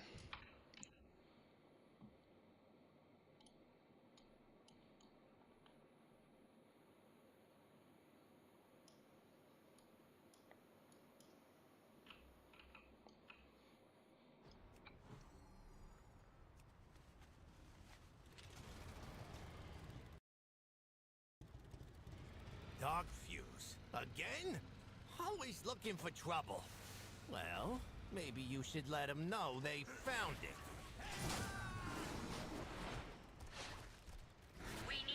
Sorry, how many of your audience is 12? That's a good point. That's a solid point.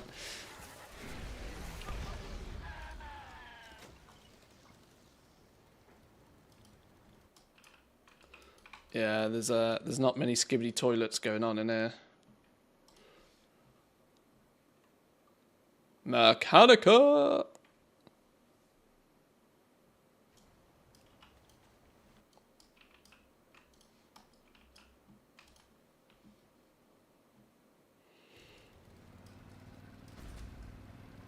I might just drive these dudes straight down to Grimewick. I need to loot 2 more rares, which means I need to kill at least 2 more rares. You can't just throw you. Park up by the dumpster too. It's a bonus kill. Oh, this is maybe not the scenic route I wanted to take.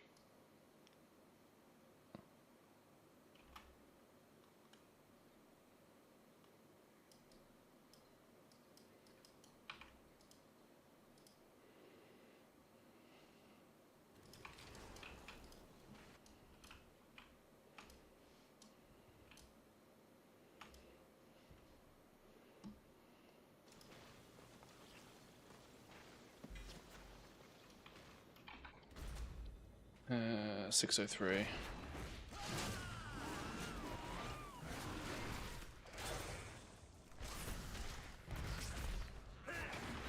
Last week I bought a new washing machine and I sat for 30 minutes watching it work.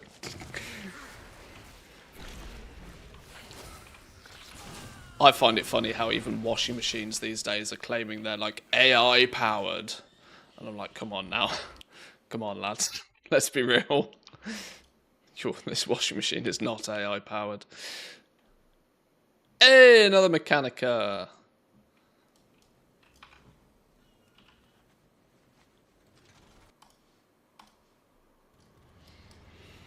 Of all the things that don't need to really be AI powered, it's your washing machine. Oh, another dumpster.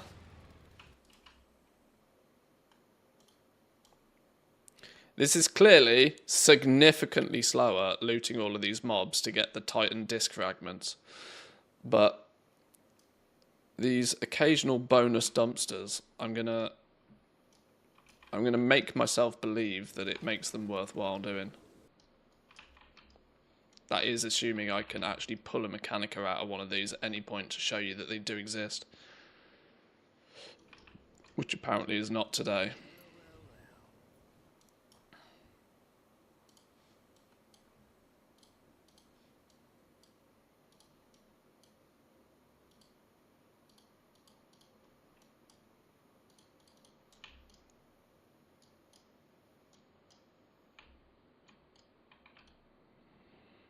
Watch yourself.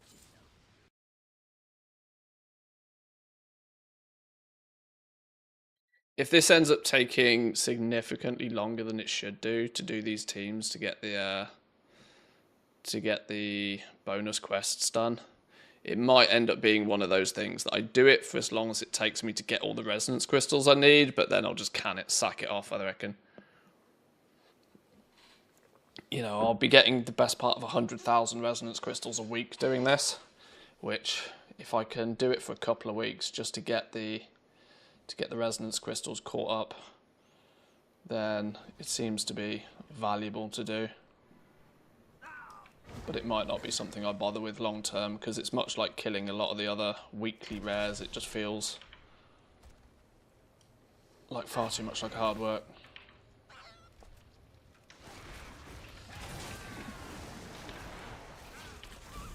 Convert from cash as well. Yeah, I need to be careful that I still need cash for a lot of stuff as well. A lot of my tunes could do with a whole stack of that for profession recipes and things like that that I've not bothered to buy yet. So I don't want to convert it all.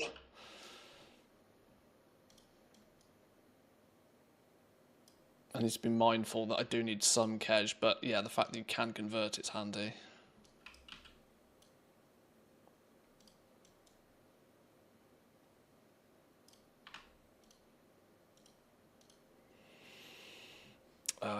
Right, so they've killed their rares. These have the quests that are now ready to turn in. So let's do that. I'm not going to worry about killing Candy.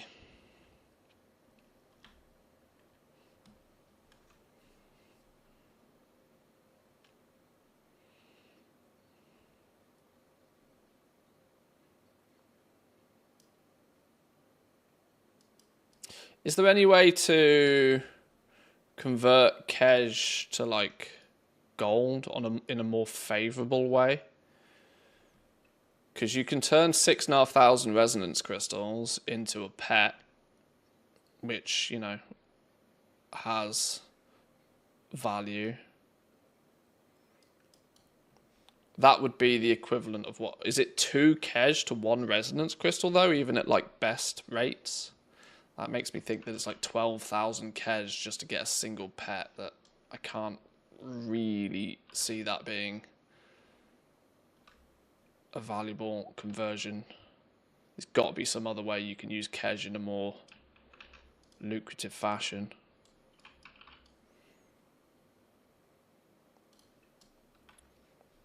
You can buy the eggs for cooking. I've actually sold some. Oh, that's another option. Yeah, because they do have regular reagent vendors, don't they, for Kej? which under normal circumstances and for most people are a bit of a meme, but if you're currency farming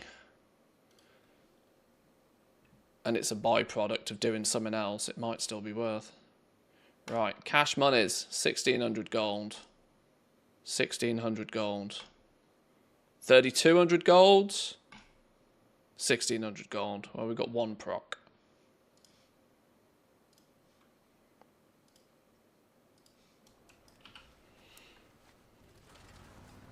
Probably better to buy the pets for cash. Are there pets you can buy? This is what I need to look into. We'll figure all of this out. This will be useful information for towards the end of the expansion, where everybody starts asking, I've got a shitload of this currency, what the hell do I do with it? If we make like a short list of this is what you can buy, I'm sure that'll be useful to at least some people. Yes, I'm doing the disc quest, or at least I'm trialing doing the disc quest. It's adding significant amount of time because I have to loot 10 rares. Now, I've kind of semi-calculated that I could technically do it in just a single day if I do a full sweep of the rares with the world, with the weekly rares as well.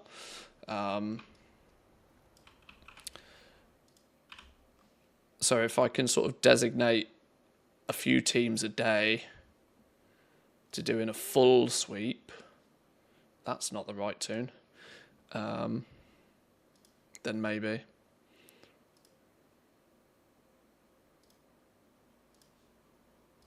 Any more Mechanicas anywhere else? No. We're up to 11. What I do want to do actually is I need to go buy one of the rares I'm missing. I'm missing the 8 Mechanica pet. What's his name? Professor Punch? Explosive bargains. Sold Check one of in those the real other day. soon.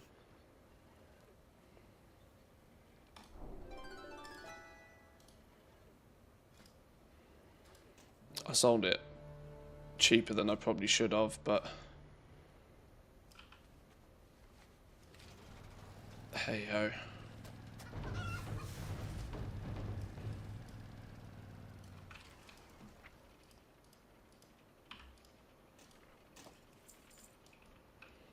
Okay, next team. Oh, I didn't equip the gear on these dudes. Hang on. I wanted to double check where.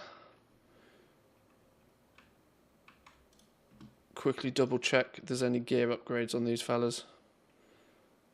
626 gun, yes please. All of these little freebie bits of gear only takes me 2 seconds to double check while I'm here. One day they'll have reasonable gear.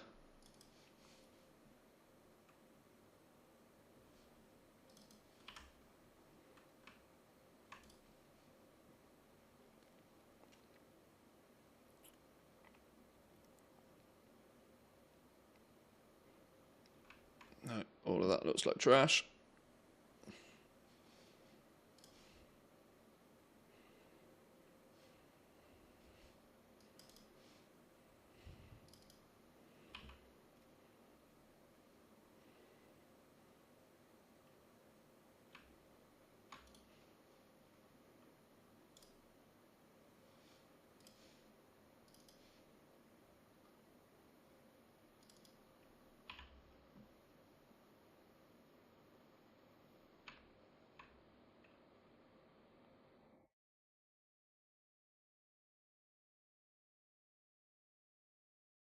Okay.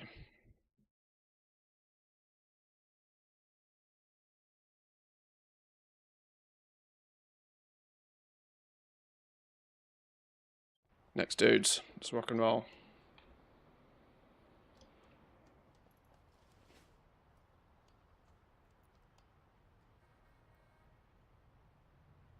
Yeah, looking at Kej real quick. I have, how much have I got? It claims 17,000, but apparently I need 67,000 more of it. Or I need a total of 67,000. Same scenario again here, is I'm not sure that that number's totally accurate, but there's actually more interesting things with Kedge for me by the looks of things. There's a few mounts, 1, 2, 3, 4 mounts, maybe more, lots of recipes, lots of funky stuff I need with Kedge. I hate the flipping spider zone though. What's it called? Ashgahet. I don't even think I've lore mastered Ashgahet yet because I just don't like the zone. Right, before we get too deep into killing rares on these, because it doesn't appear as if a single rare is up anywhere, I'm going to go quickly take a bathroom break. I'll be back in 2 minutes, boys and girls.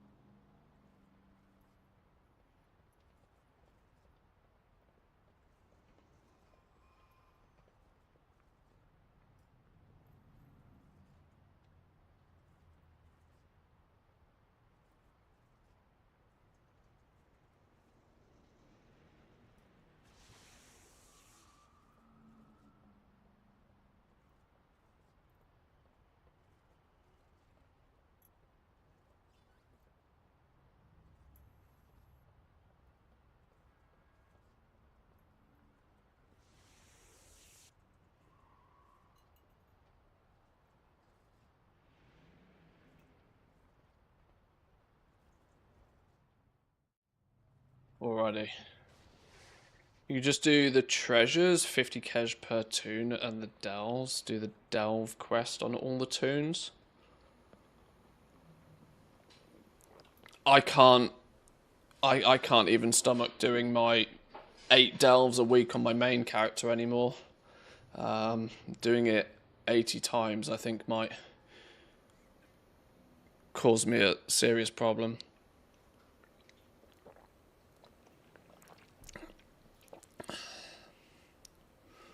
$750 to $1,000 per run though, I bet. Is it really that much? That's one of those things we could probably bang out in a day then, I guess, if we actually wanted to. Right, Nitro and Thwack. Do we just cart people? Because we're going to be carting people.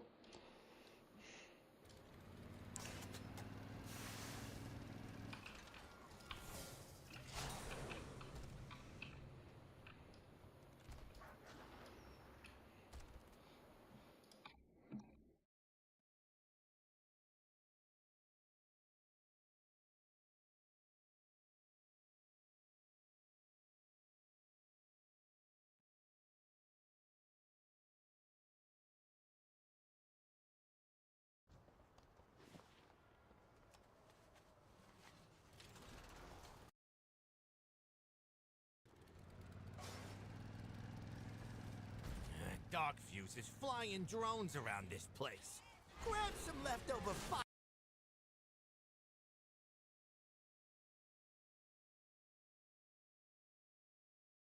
The car seems to have a real problem finding the ground sometimes. Seems to stick its ass in the air or its nose up a mile in the air.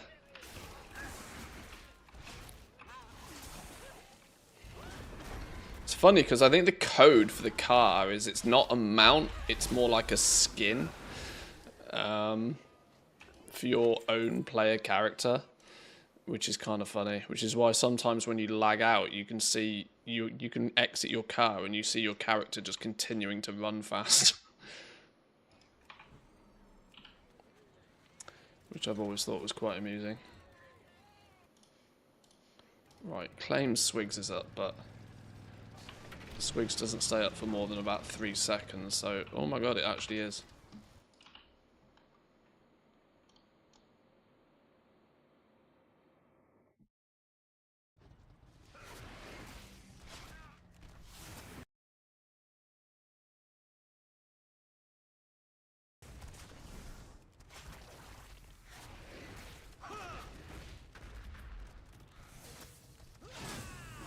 I mean, to be fair, I could pull 5 tunes through a basic ass delve, like,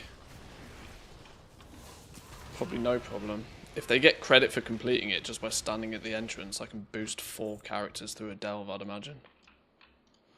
Because I don't need to do it at a high tier for quest completion. Usually the quest is just do a delve, isn't it? It's another option, especially since the side street sluice one is like right here. Could be an option. Could be, could be.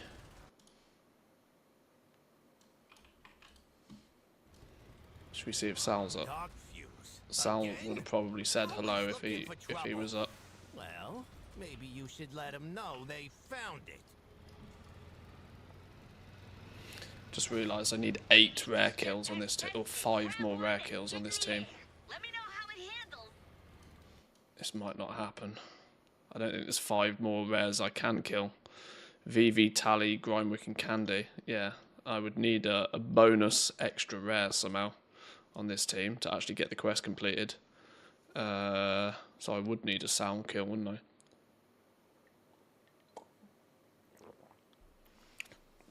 You still get all the credit as long as you're there for the last boss. Is that how it works?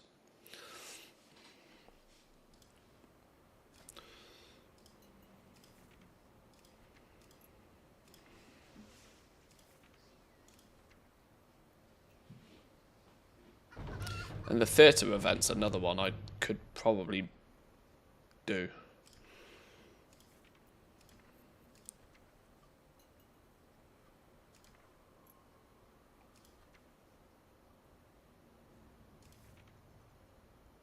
Wait, what's that? Speak with Marin Noggenfogger in the Steamweedle Laboratories. Undermined Homecoming. What the hell's that?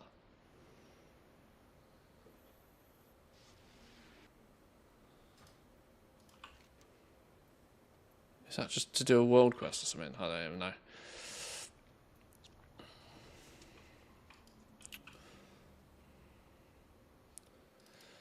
Yeah, these dudes are all only 50% complete on this Titan disc thing. Meaning I don't actually think I can complete this team today. Which means this team is going to have to roll over to next week. The question is do I just leave it at 50% now and do the hard work next week? Or do I make it easier for myself next week?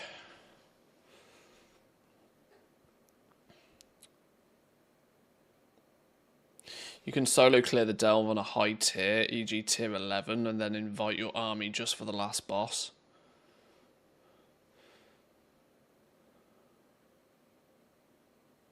Would that not scale the last boss to like non-soloable level?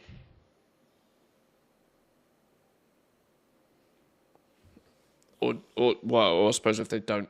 Oh, I don't know. Yeah, you might be right. I don't know. That's shenanigans that maybe we should try and pay attention to. It's definitely something to consider as a quick activity to do on all these level 80s that could definitely stack the rewards quite high.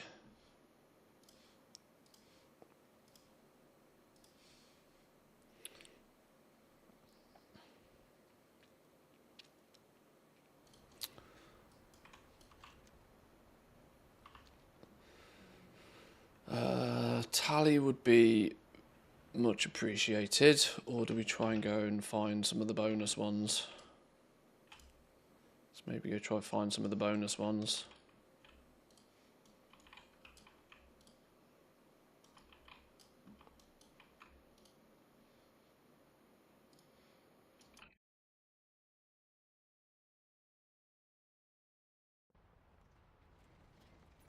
What's the news? See you around.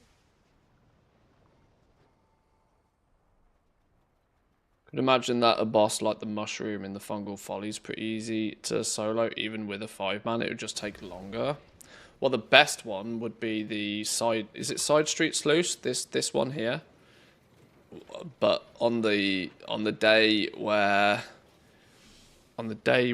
it's the Gold Galagio dude thing that is a boss that's not a boss.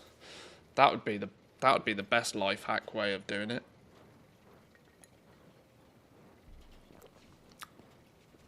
That I can see being a cheeky little run everybody through a single delve opportunity. You can't just throw used batteries in the marina. Go fish them out. And get some electro glands from the eels while you're at it.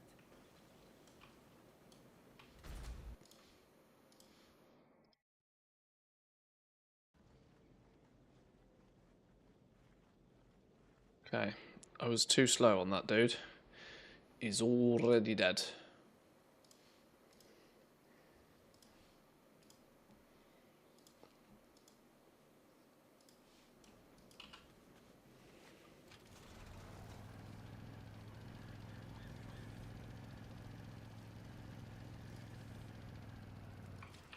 Well, well, well.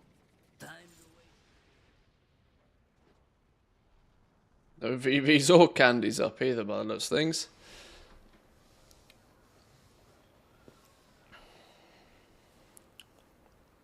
Our people need to be better informed. Get out there and bring them the news.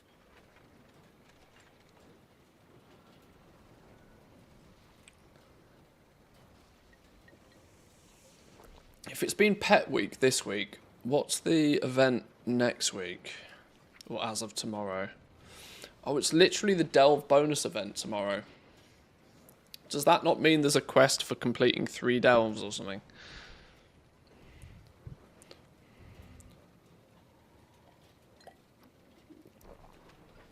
Is that, or is it just to complete any delve? Well, I can't remember what the bonus quest will be for this. Just increased rewards. Does that also mean it will coincide with there being a big weekly quest to do? It's probably going to be it's probably a minimum of 3 delves, isn't it? If it was just to do 1 delve, I could probably do a delve on each toon, but or boost through 1, but I'm not sure if I'd be so excited about doing 3 times. Our people need to be better informed. Get out there and bring them the news. Who's this chicken then? Insane chicken on Hyjal. Insane chicken. Is he running over there because Vivi's up? No, he's just Slime Dude. Why did he attack just Slime Dude?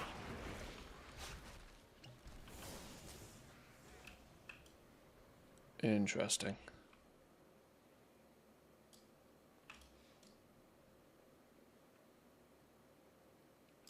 Right, well this team is absolutely not going to get this weekly quest finished this week because they're only going to get 60 out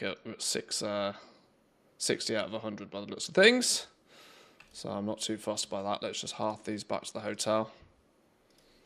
Call these dudes done for the week.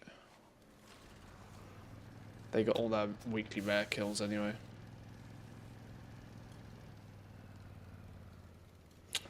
Oh, it could be the 5 delve quest with the champion cache. Yeah, that's double ick. We won't be doing that. I'm not doing 5 delves on each team. Or what would be quite funny is if, because I have 5 accounts, whether I do 1 delve and it gives me if the reward stacks. Surely it wouldn't stack like that, would it?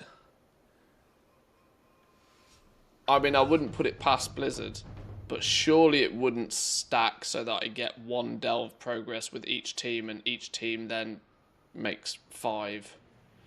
Surely that wouldn't happen.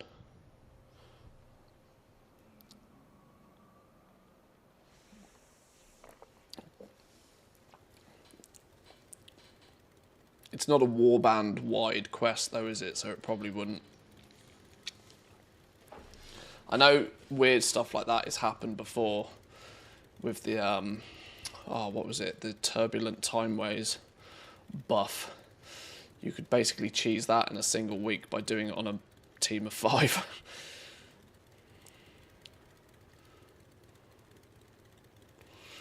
Maybe worth trying tomorrow, if nothing else.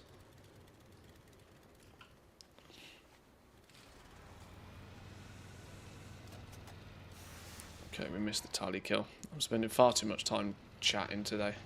Not enough time doing.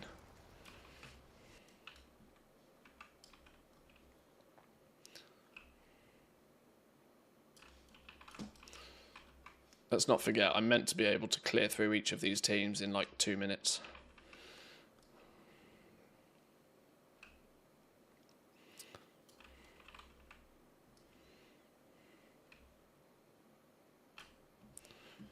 Hard procrastinating today for some reason.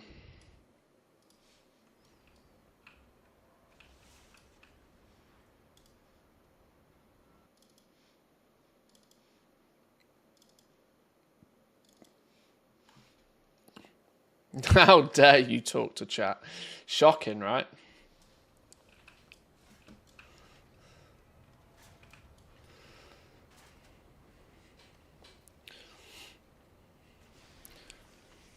Usually goal making is one of those activities that sort of lends itself a little bit nicer for chat interaction anyway.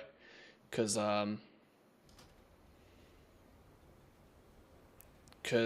for the most part, you'll see players that like are pretty heavy on Mythic Plus or raiding or whatever. That activity ends up taking so much focus from that player to do it that they basically ignore their chat for the most part.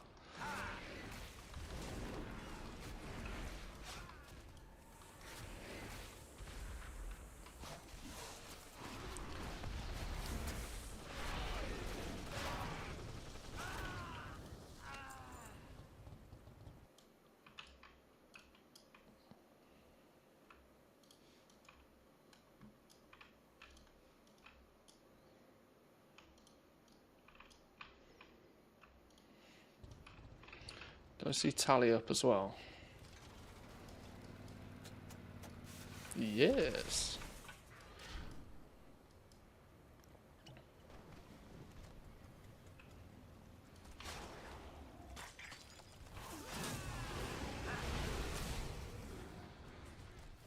How far will she come down?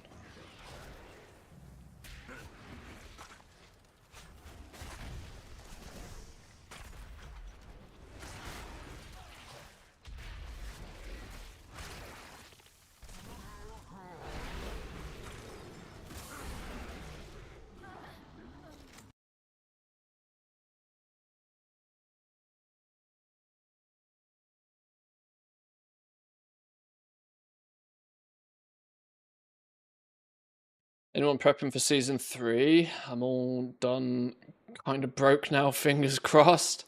I've not taken anywhere near a good enough look at season 3. And this is kind of just a personal thing. This definitely won't apply to everybody else. But my liquid gold at the moment, it's not that I'm trying to keep it liquid, but I'm quite aggressively hunting down and trying to buy deals for cross-realm flipping, which is chunking into my gold reserves very quickly. So I don't personally have huge amounts of like liquid gold that I want to spend on investments this patch, which is why I've not really looked at it, even though we, you know, pretty much proved last time that if you buy up early enough, it's a good 20-30% markup without too much time or effort.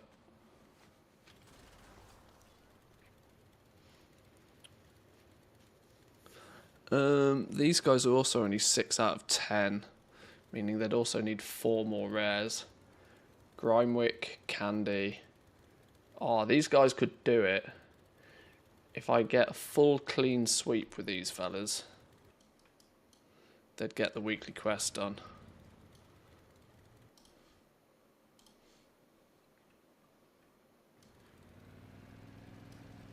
This isn't the way to do this quest. Leaving it till the Tuesday is not the way to do this.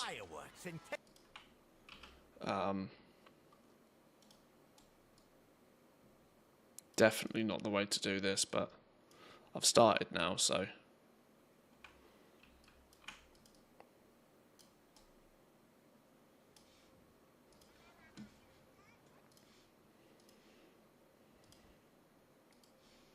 Kind of putting all my eggs in one basket here, though, because I'm going to need all of the rares to turn up. And in true fashion, Thwack's not up on any of the realms I need him to be up on.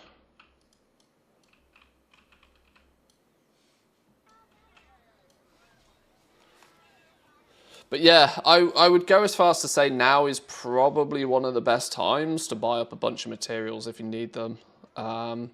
Just have yourself a bit of a backup plan, as always.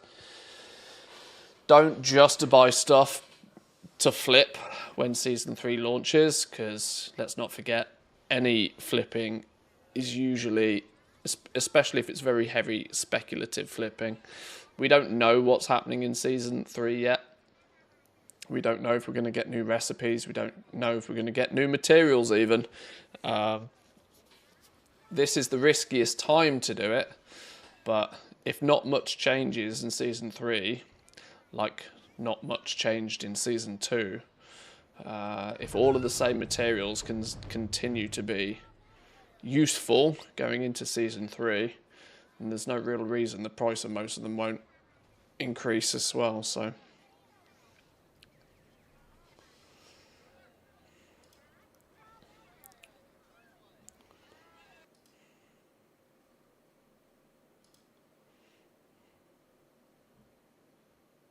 Consumables feel too weak now for this item level. I think there's a good chance we'll get new consumables. Well, historically, we always got like a second round of stuff at some point.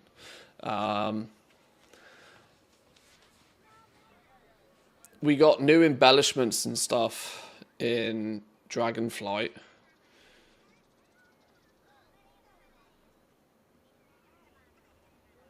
I don't think 10.2 really gave us a huge amount of new stuff, did it? Particularly with the Emerald Dream? I can't really remember. It was kind of 10.1 where we got Dracothist and a few new recipes and a few new embellishments, wasn't it? That was when we also got the revamped embellishments. They've kind of left embellishments a bit in the dust this expansion, weirdly. I saw, who was it? I think Dratnos talking about embellishments at some point recently, saying it's really weird how they just have not touched them. And most, like, the embellishments are very cookie cutter at the moment. Like, this is the embellishment that you and everybody uses. It's no, like, there isn't that sort of flavour or choice like you kind of think there should be. Oh, this is why I really didn't want to have to lurk and wait for rares. Because this is a huge, great big, stinky waste of time. That said, you threaten and things happen, clearly.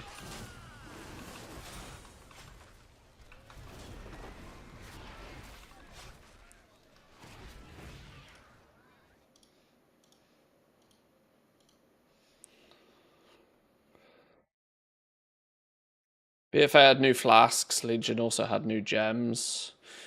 Yeah, there's often like new health pots or something, because with the item level rising so aggressively this expansion, I can definitely see why consumables feel a little bit like, what's the point?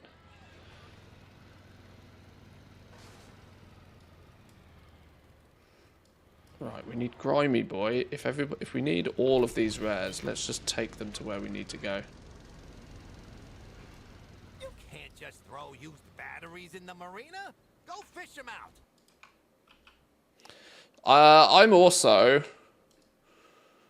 I've been convinced of this since the beginning of Dragonflight.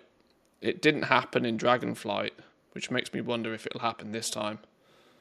But I've been expecting an epic set of profession tools at some point. Like a full epic set of profession tools. Now in Dragonflight it would have made a little bit more sense because you weren't able to guarantee things at top quality in Dragonflight. But now that we can, there isn't necessarily the same need for a new set of profession tools. But, you know, to push it so that you can actually craft most endgame stuff using only quality 2 materials instead of needing all quality 3 because of a bump in skill on an epic set of tools does kind of make sense as a nice round the expansion off, make everything easy kind of feel.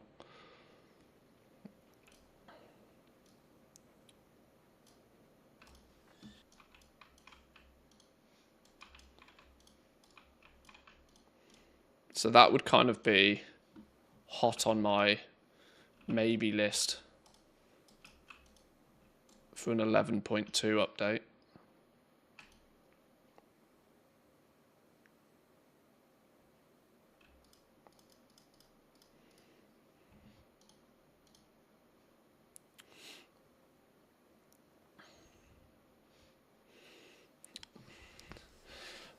You're guessing a Lego staff? That would be cool.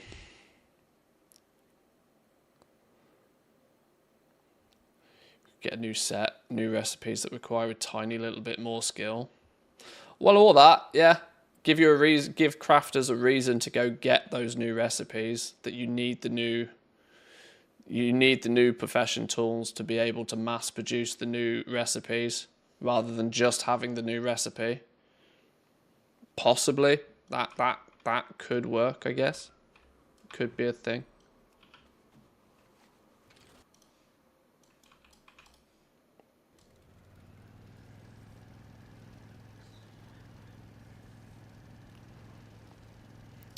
The other alternative, and unfortunately I feel it to be the most likely alternative, is that they do absolutely nothing.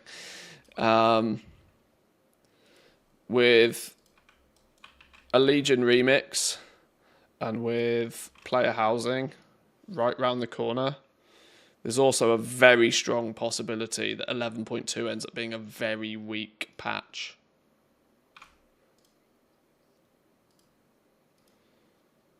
Since the focus will not necessarily be on rounding the expansion off like in a big way, it will be more of a, okay, here's what's coming new in Midnight.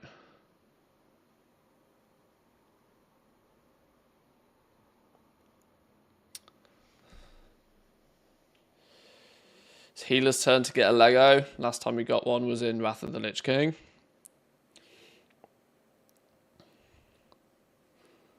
I don't think they'll add anything relatively new. Season 3 will only last 3 months with Remix and the new event coming.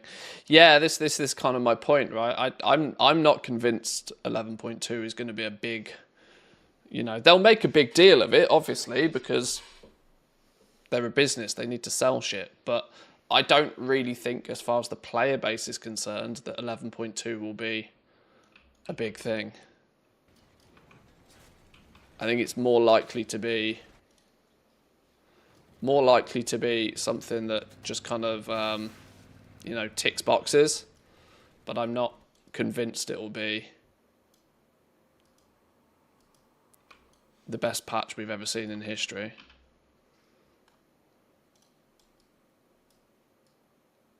But then they might surprise us.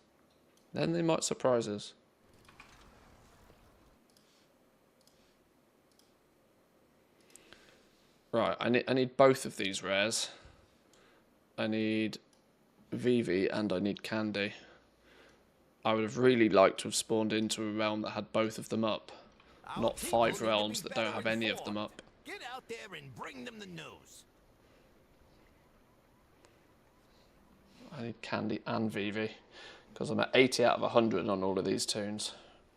Right, Vivi's on this one.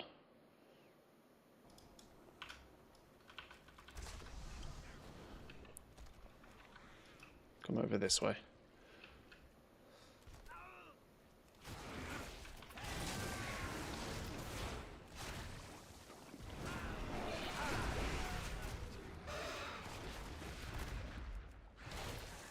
New allied race, but they'll probably delay that for 12.0. An allied race is something cool that they could slip into the mix, I suppose. It's kind of weird, like, we were talking about this not so long ago, but now that we know what the next expansion is, and we have this kind of like relatively well-structured timeline for stuff, you almost don't get as excited for what's coming because you know what's coming. If that makes sense. The illusion isn't really as strong anymore. Need to be better informed. Obviously, everybody was always waiting for the new announcement of a new expansion, but we never knew what that expansion was going to be, you know. Is there a downside to knowing too much?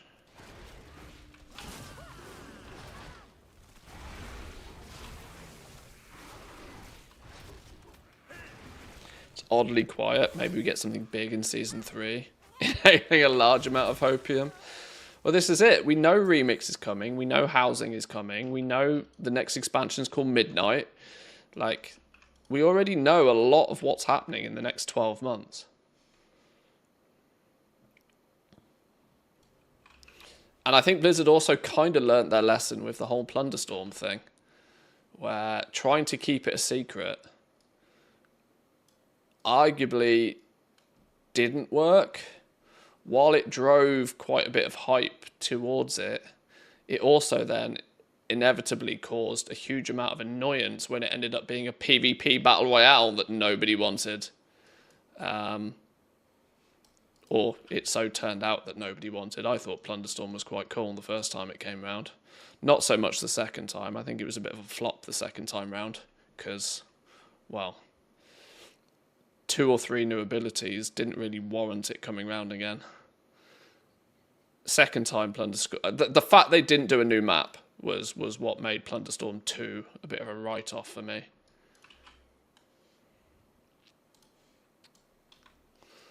But first time Plunderstorm came round, it was quite cool. Smashed the pants out of that.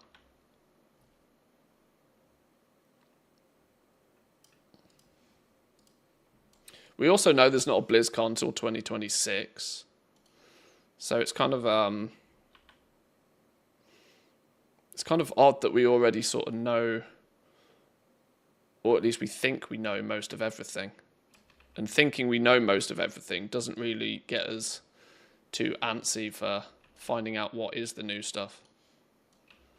I was asked the other day whether I'm looking forward to the new patch this week, and it was like, I'm not looking forward to this patch, I'm looking forward to the announcement of the one after that. Right? I'm more excited about finding out what's going to happen in 11.2 than I am this 11.1.7 patch.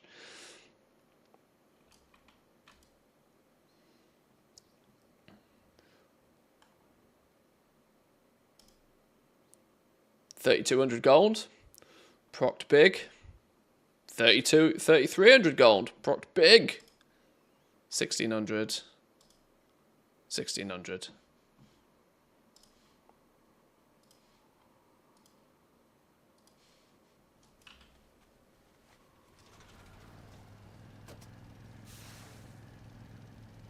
New spooky event.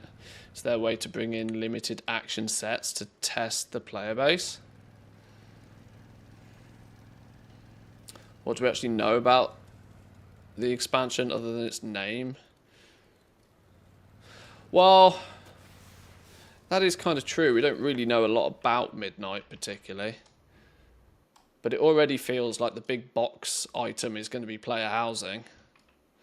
As much as Blizzard tried to initially tell us that player housing wasn't going to be specifically tied to Midnight, All of the more recent player housing marketing has had Midnight logos plastered all over it.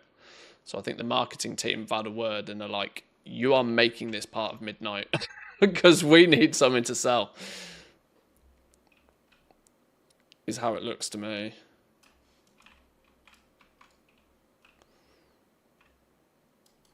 Obviously, I would assume that delves are here to stay with their testing of delves in Season 2, with the, the adding new ones to it, increasing the loot drops from it, giving you up to gilded rewards from it. These are all aspects of delves that I kind of expect to stick around. I don't think they're going anywhere.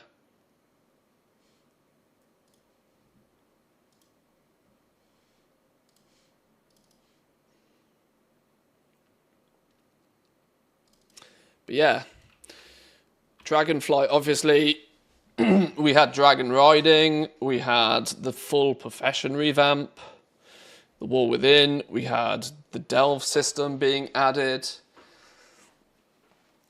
Player housing wasn't necessarily initially meant to be a Midnight specific thing, but it looks like it might end up being the Midnight specific thing, unless they come out and tell us otherwise.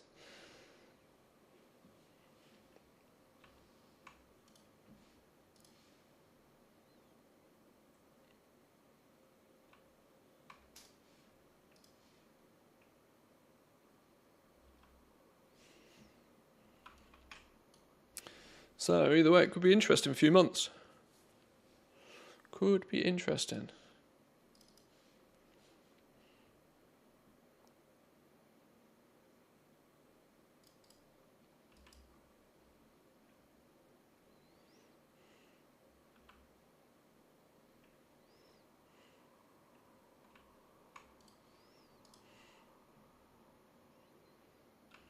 Oh, just equipped a 610 and there's a 620 odd lying in my bags. Just open the achievement page, look at delves. It's pretty obvious there's more to come. Are the delve achievements pretty sparse, are they?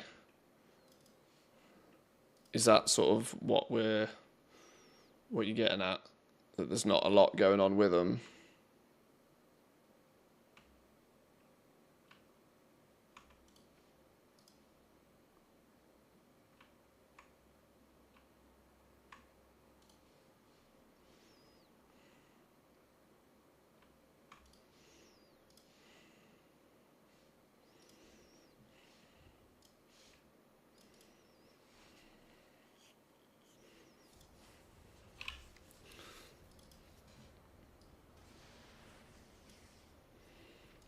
World events. Oh, they're not even considered a world event. Are they just in exploration? Oh no, they've got their own flipping category, don't they? Oh yeah, I mean they've got their own headline category even. Yeah, that's a pretty strong indication that there's many more a plan. Complete 500 delves, successfully complete 100 puzzles. I've only ever done 53 puzzles. Open 250 bountiful coffers with restored coffer keys. Wow, that's gonna take me a while.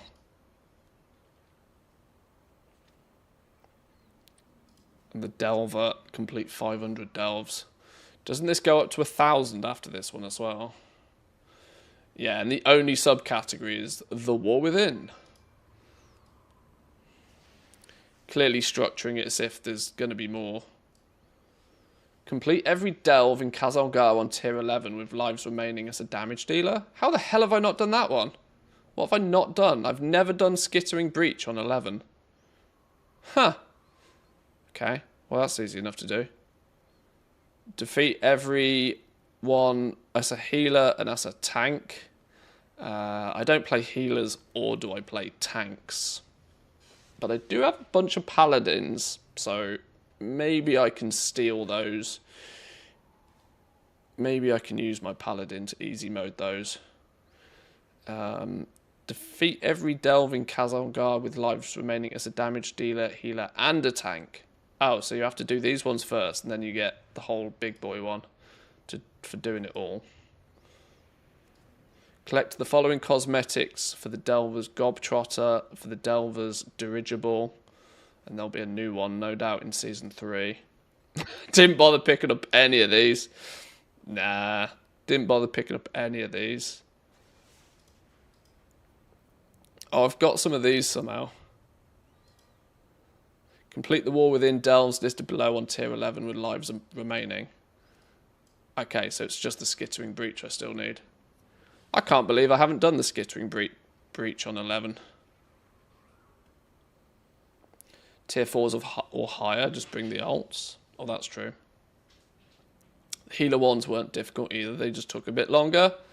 Yeah, I just let Bran go and do his thing. Like, Bran can kill stuff. From tomorrow on 11 will be a lot easier.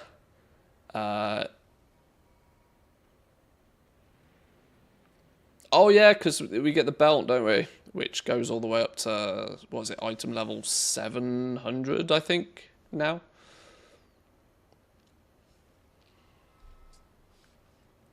Yeah, that's a clear indication that delves are pretty much here to stay.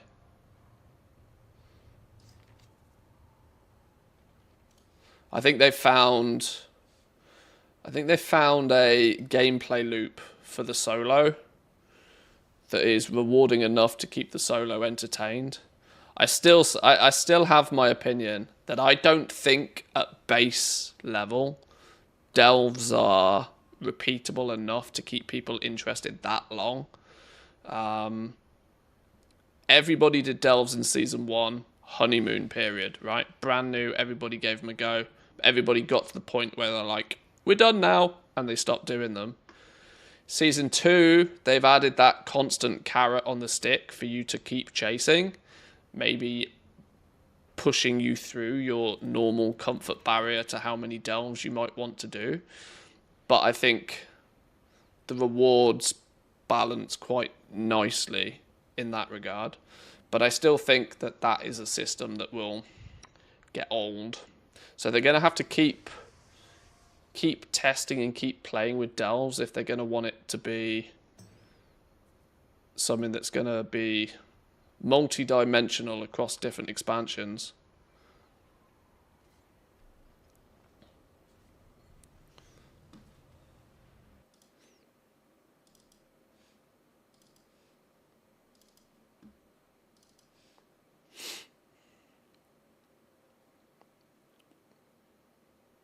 Don't get to 700 for several weeks though, right? It's pretty time gated. I would be 100% of the assumption it's time gated. I've not actually looked. I'm going to assume it is because everything... I kind of assume time gated unless proven otherwise. Has Dan done a video on this? Has Mr. GM done a video on this we can have a look at? Patch 11.1.7 overview.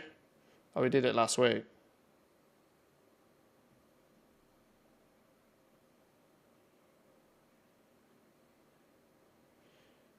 He did a video 12 days ago talking about the delves. I have a horrible feeling it's all changed since then. I keep seeing things on Wowhead about delve, disc buff, disc nerf, whatever.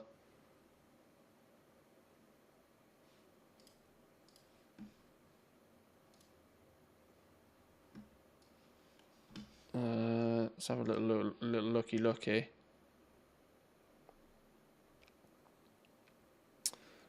Disc belt effects revisited post buffs. A new champion emerges.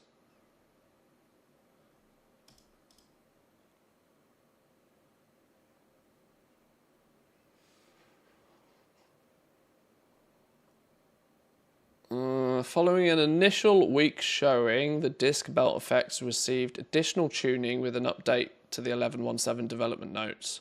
Whilst better balanced than previously, one effect reigns above them all. They did the same with the ring thing, didn't they? Cersei's circlet or whatever. They just buffed the shit out of it continuously until it was best in slot for everybody and then called it a day. The reality is they're never going to bother putting the time and effort into doing something like this unless it's going to just be BIS for everybody.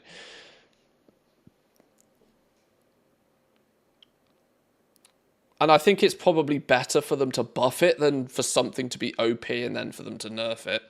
It's just the psychology of that makes it better. The durable information securing container is going to be available in a few short days, and Blizzard has hotfixed some further tuning of the effect, so let's see what they've changed. Minimum item level, 691. So you're going to get it at 691, like, tomorrow. So a 691 belt is pretty much best in slot for everybody right here, right now, almost instantly, surely. Not to mention it goes all the way up to 701, apparently.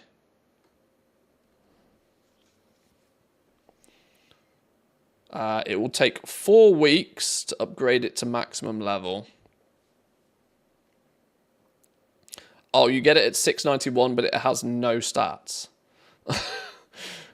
Okay, so it's a 691 brick until you can do something with it. Sure. Charged bolts has apparently changed. Oh, I'm not going to go through and start reading why all of them have changed.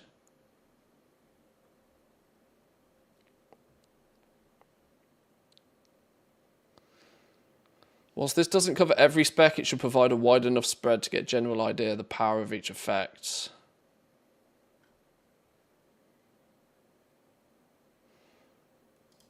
Why do these classes get priority?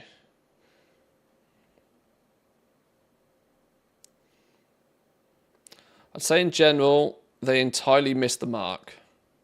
Wait. The tuning ended up all over the place with stat effects providing widely different amounts of stats on average compared to an equal item level belt.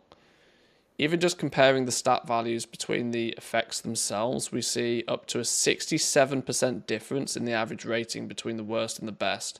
On top of this, the damage-only options, Charged Bolt and Charged Crystal, aren't even remotely comparable anymore.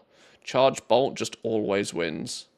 I'm genuinely not sure what went wrong with this tuning pass, but more work needs to be done for the intention of these changes to make the different effects more competitive with each other for more players to be achieved.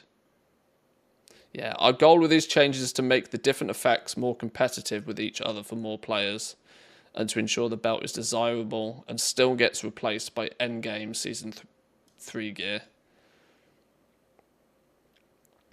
All in all, the effects are slightly better than last week, except for static charge, making the belt a more compelling option for most players, though the effects are still incredibly bland and run-of-the-mill. At least players might notice a power increase week to week. Okay. So the conclusion of it is not great.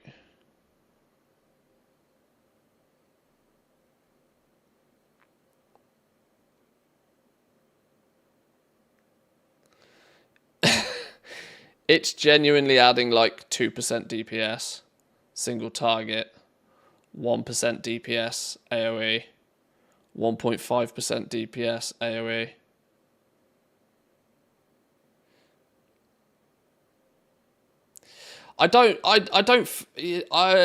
I really feel for Blizzard on some of this because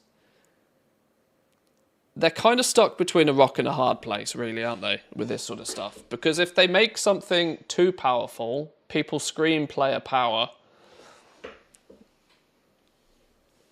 But then, when they do try and balance stuff, it just ends up being bland.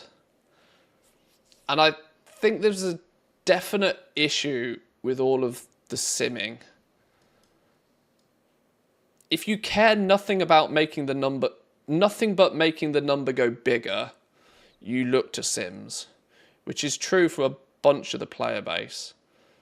But much like at the moment, I'm a Beastmaster Hunter running around with Twilight Devastation. Sometimes an ability that just feels cooler matters a lot more than an ability that makes the numbers go bigger. Like the simulation best option for my Helm enchant is one that has absolutely zero effect on my gameplay. It just gives me more secondary stats. That's the mathematical correct option, but I still chose Twilight Devastation because when it goes off, it looks cool. And this whole concept of like sim the shit out of everything, min-max the crap out of everything before it even goes live must be really difficult for Blizzard to like play around with.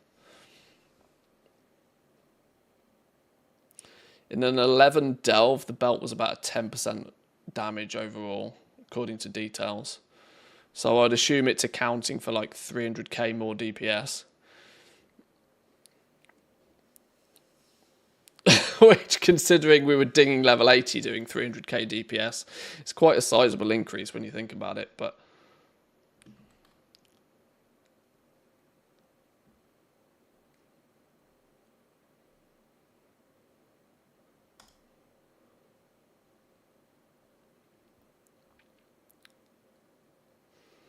So yeah, they increased the item level from 691 at its minimum to up to 701.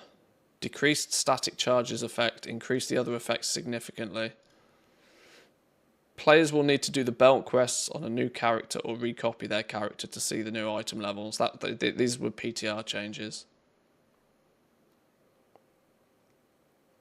I still have absolutely no idea how you go about getting it or what you do to upgrade it, but I'm going to assume it's very similar to the Siren Isle ring.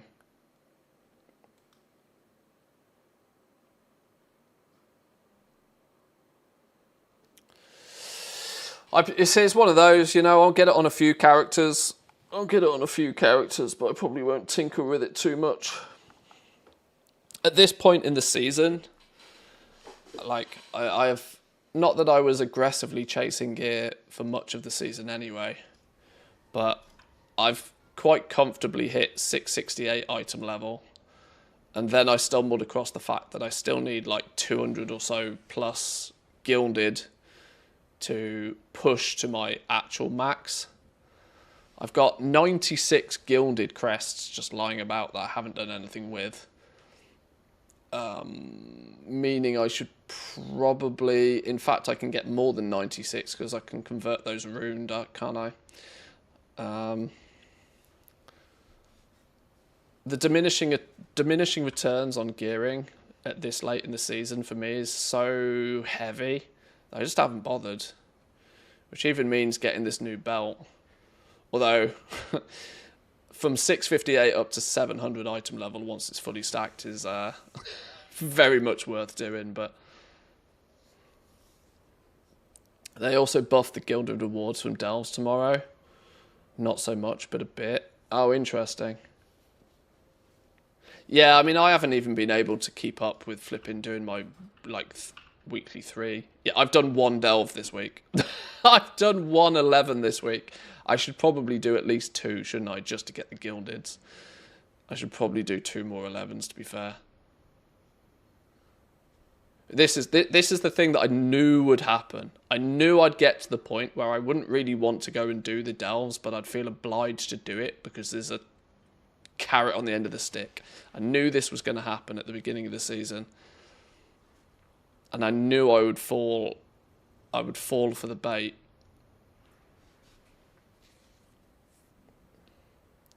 If anything, it's worth to craft the 681 weapon for next season. Yeah, I need to... This is one of the things I do need to upgrade. 675 to 681 is worth doing. 8 of 8 hero, maxed. That needs an upgrade. So what's that, 30? That needs a lot of upgrades. That's 60, so that's 90. maxed. 120, 150.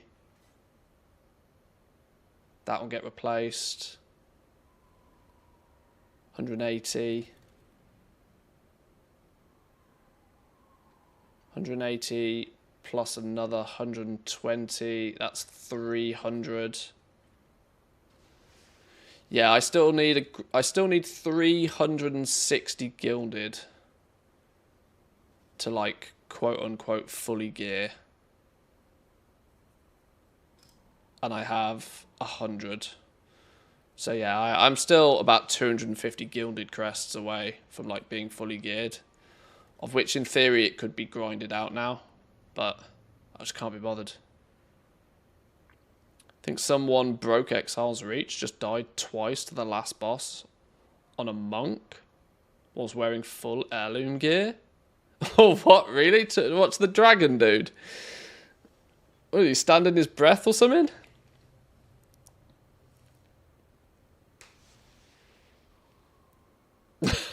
Oops.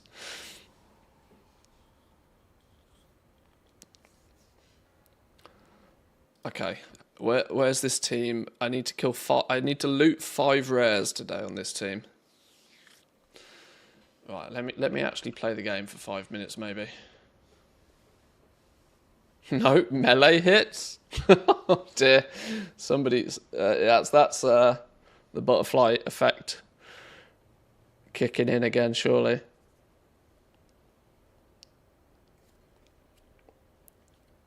Missing a couple of myth parts, and I won't be doing mythic raids, so more or less done.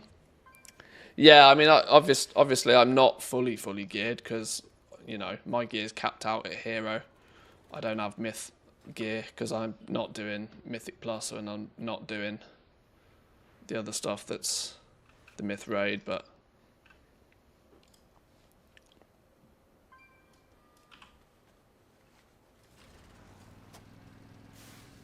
that is, of course, my choice to not do it.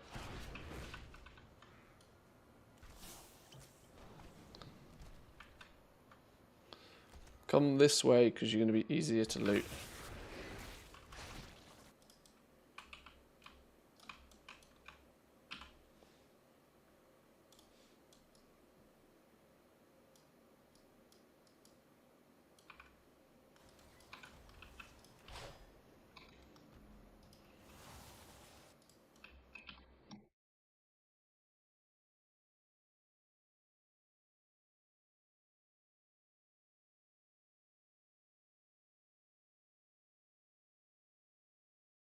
Yeah, this running around looting all the rares is really sort of really what's the word I'm looking for here? Really knocked me out of my rhythm with this farm.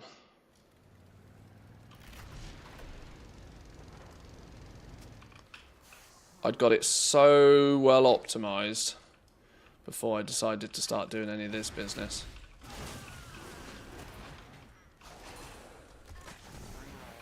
I can't find the corpse for Tally. Oh, is she all the way over? No. Said Tally was up on this realm.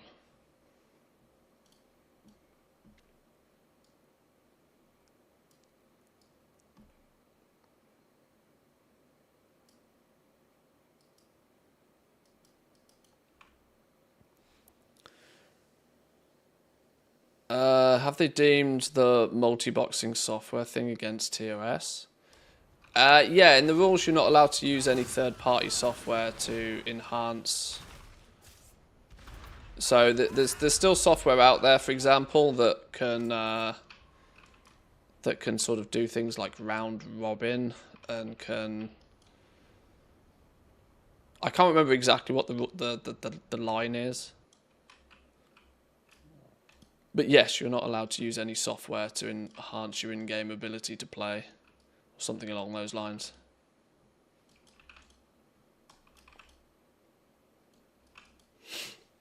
And before the next question comes, these are just windowed clients.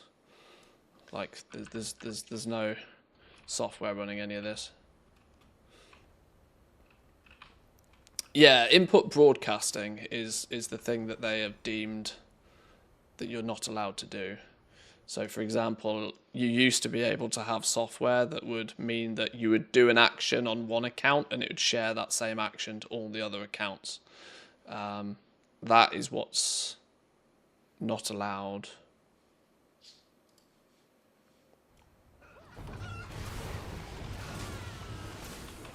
Oh, I let one of my toons die.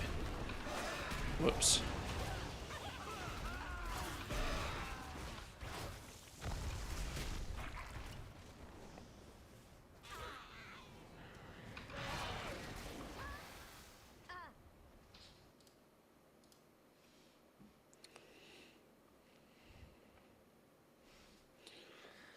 Mage is just on following BGs and then you insta get shot by 5 pyros.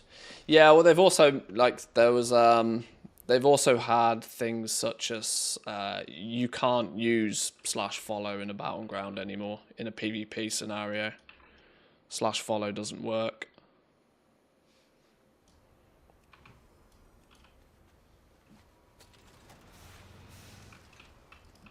Swigs was just chilling.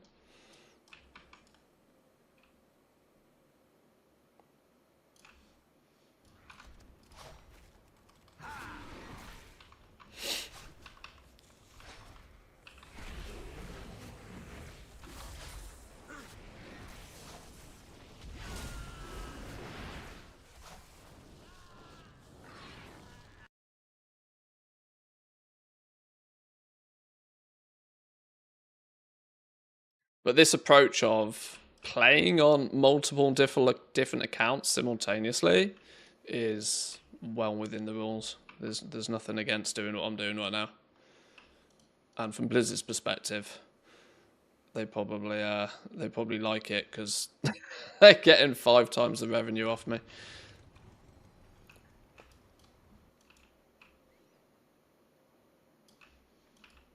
Let's put you guys back up here. I need... Oh, Thwack's just spawned. Well, that's convenient. In that case, get in the car.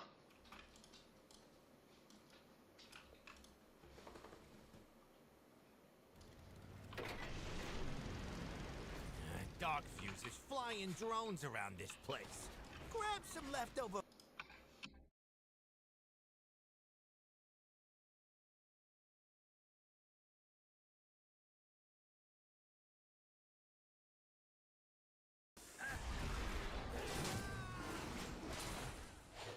Yeah, one key press, one action is the overarching rule.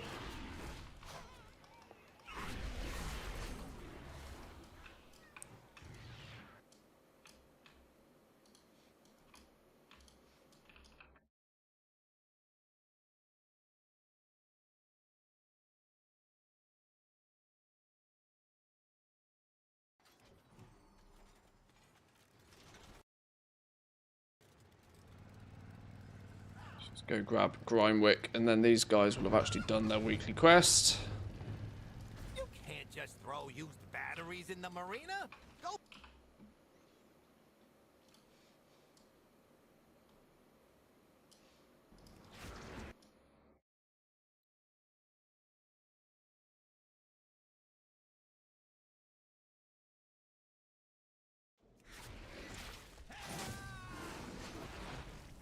No, get off me, Doge.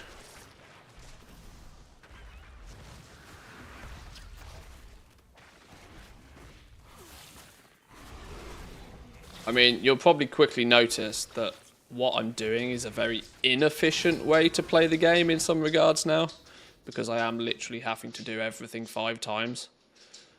But the advantage to me at the moment is the fact that it can give me a lot more chances in a very short period of time to get more Mechanicas, which is the main thing I'm hunting for.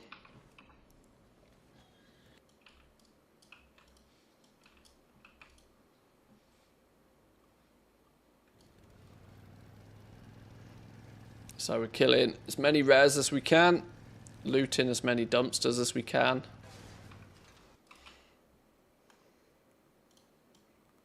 And because we're running around in a party of 5, everybody gets their own personal loot.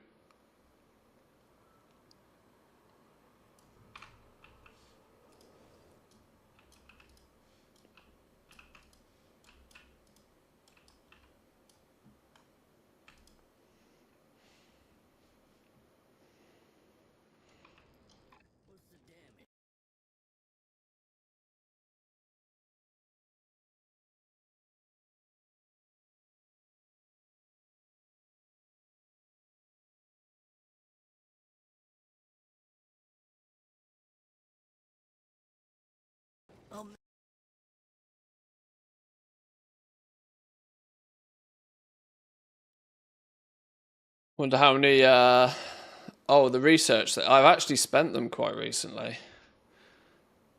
I cashed them all in. Although this is actually getting me quite a lot of the market research points.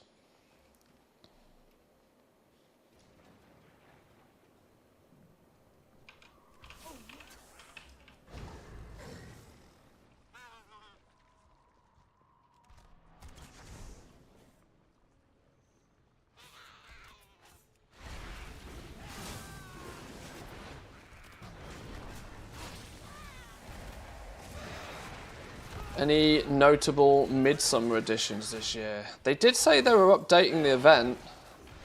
I'm not sure what happened with it though, but it was definitely something that they said they were doing. I don't actually need to go loot these particularly, but I will because I'm here.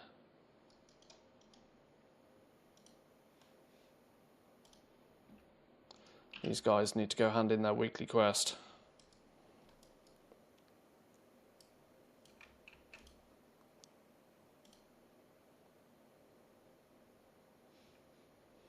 I went through I went kind of through a phase for 12 months where I was super hot on jumping on the PTR and looking at everything that was coming that was new. But maybe it was because it was during a period of time where I actually felt there might be something to find. Soon as, weirdly, throughout most of Dragonflight, no, that was not the time to use the Hearthstone. I need the Hearthstone in a... Oh, flip, I forgot to hand the quest in.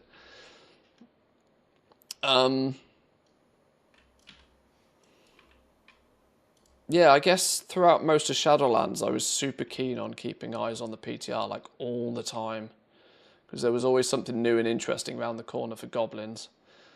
But they seem to put less and less like profession-related stuff in each patch these days, which is kind of I've lost a little bit of interest in sweeping the PTR for everything of that it's worth, if you know what I mean.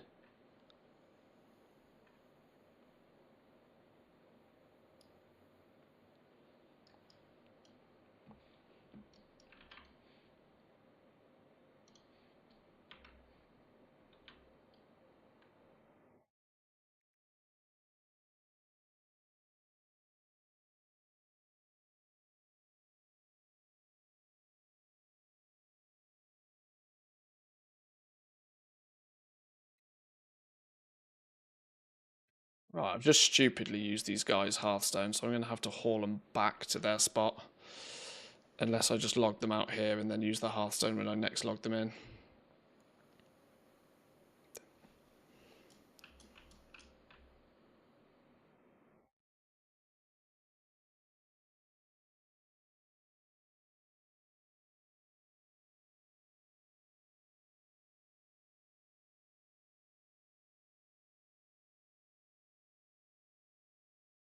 Right, what do you get in your box? 1600 gold.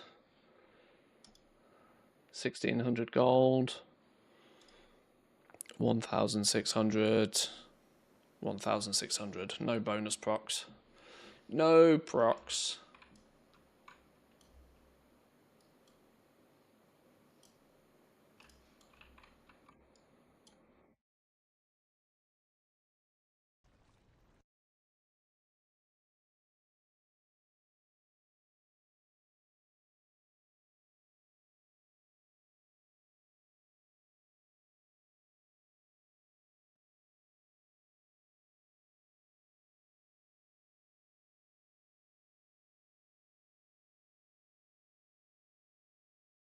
Am I going to need to be there again to pick up the quest tomorrow anyway? Is it not that you can pick this quest up from the dungeon journal once you've done it once already? Not the dungeon journal, you know, the suggested guide thingy. I guess we'll find out tomorrow, won't we?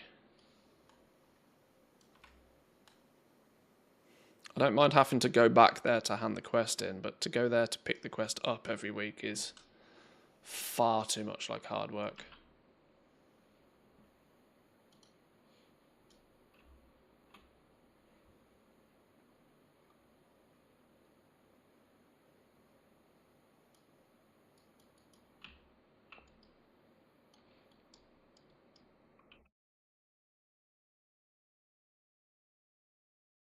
There we go, adventure guide, that's the word I was looking for.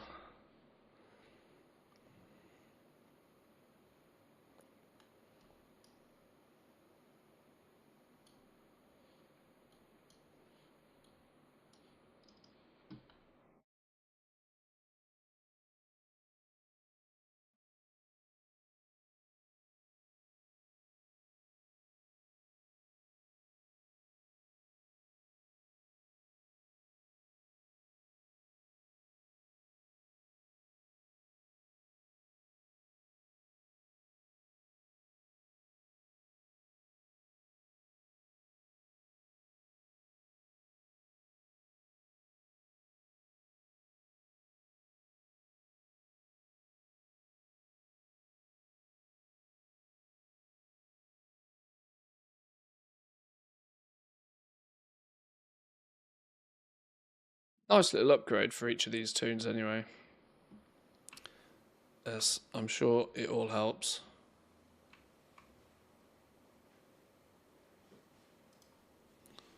You're done, you're done.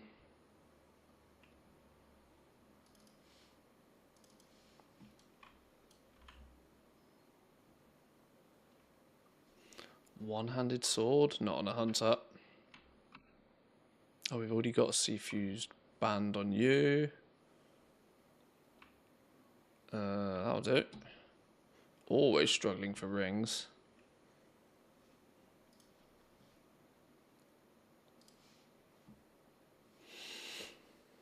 Even though the Time Walking Weekly now auto pops up on your first dungeon entry, I still get the quest from the adventure guide first. I mean, it's not a terrible idea. But if I can accept it from the adventure journal, it saves me a trip.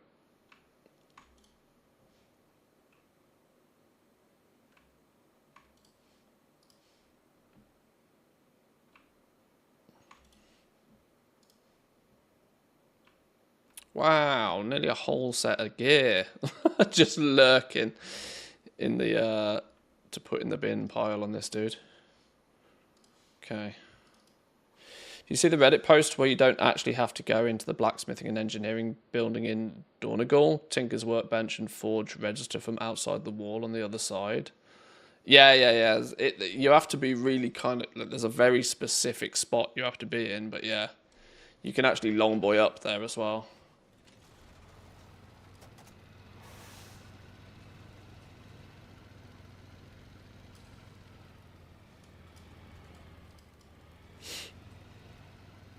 ChatGPT suggested me a TSM function for what I wanted to do.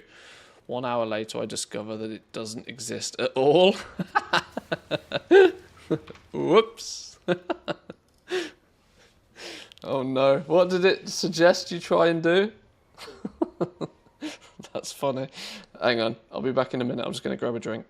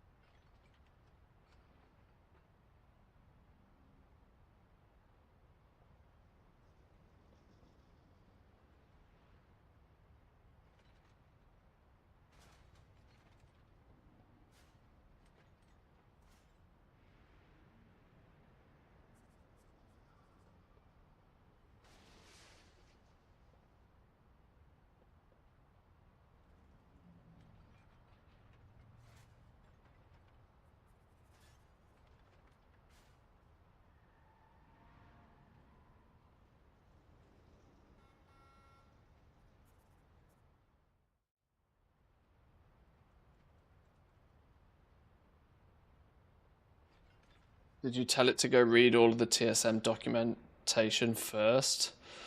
Or attach it to the query? I was trying to have a lower multiplier at a higher price and vice versa without using price tiers. So it suggested a square root function, made sense logically.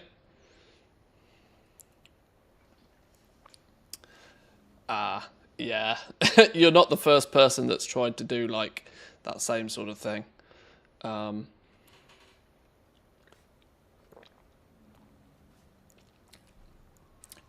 It's possible to do, but you need to use some custom price sources to do it, I think.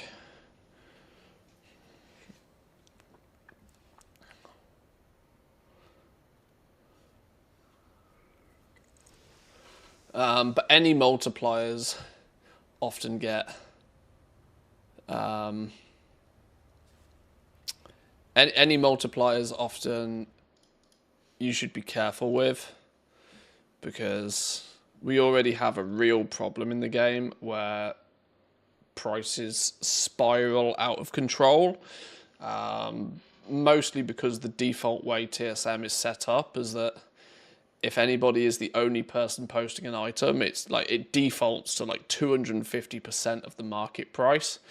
And it doesn't take many people across many realms to be the only person posting a thing for the market value of that item to just start skyrocketing to the moon. And so quite a few times people who are reasonably good with TSM try quite hard to make sure that prices don't go bananas. Most regular players that use TSM don't give a damn because it's not really their, it's not really their problem ultimately. But for those who actually like selling things, it's usually advised to try and keep the prices somewhat to a modest level.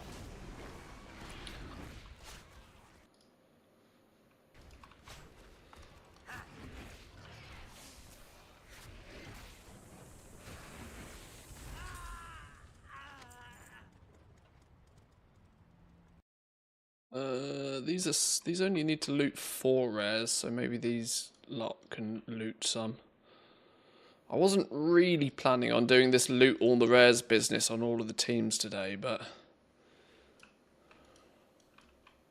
some of them have already got like half the progress on the. I'm quite sure there's quite a few of my teams that have not even touched this quest this week, so completing it today is not really possible. But on any of the teams where it's within reach, I feel as if I probably should, even if it takes me a bit longer to kill rares today. But there's something in my brain, and I don't know why, that it feels like a Friday. I don't know whether I slept upside down or something, but it really feels like a Friday today, and I don't know why. I'm in that kind of like lethargic, I need a weekend kind of mode. And I shouldn't be, because it's Tuesday. I think it's maybe because the rest of the week is a bit screwy. It's Midsummer this week. Or this weekend, I should say. It's a public holiday in Finland on Friday. And I'm actually not here. Physically not here on Friday. So there'll be no stream on Friday. Thursday's stream might also run the risk of being a bit shorter. Plus tomorrow, technically it's my wedding anniversary tomorrow.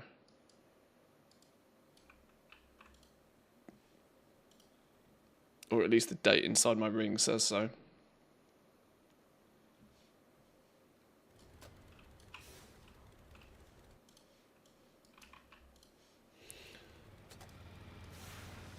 Oh, there's a wall.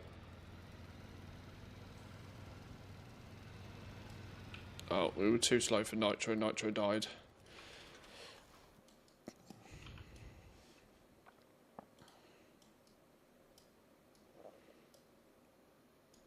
Is Thwack up?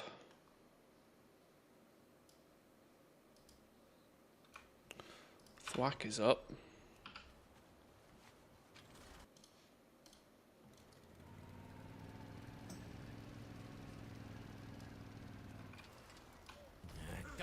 uses flying drones around this place. Grab some leftover fireworks and take them out. I fixed it with multiple sources of the price and some if and then kind of functions.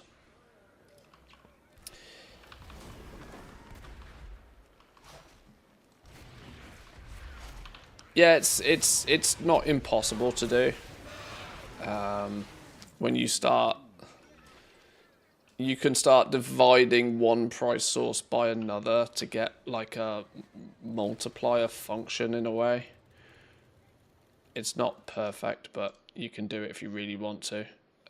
One thing I have noticed within TSM is when you start doing some really fancy mathematical stuff in the operations, it crunches the add-on to a halt. So you don't actually want to go too crazy. So keep it relatively simple and try and keep the code quite light. If you start nesting, as soon as you start, I didn't loot the flipping rares, did I? Did I? Oh, I bet I didn't loot the flipping rares. Hang on. The whole reason I'm doing this is because I need to loot the rares. I'm not carting them around for the fun of it. I killed him and then just got back in my car and peaced out. Loot the damn dude. Pass on my commiserations to Mrs. Mantley. 9 long years. We've already agreed we're not really doing much for our anniversary this year. It's midsummer this weekend, so we're away anyway. And we've already said we'll plan on doing something nice next year because it's our 10th anniversary next year.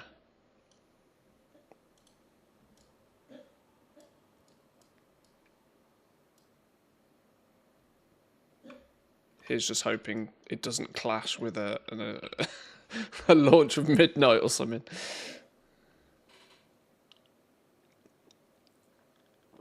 Right, if I can get Nitro, then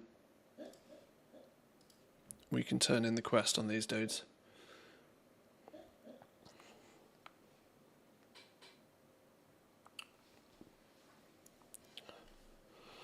Pretty sure my 30 silver green drop is not going to sell at the current TSM price of 280,000 gold.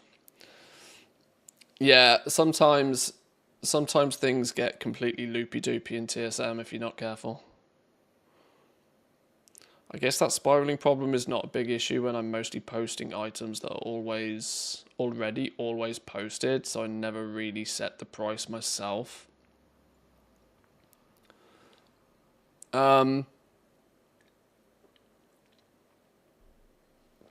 Sure, but you'd be surprised what can happen.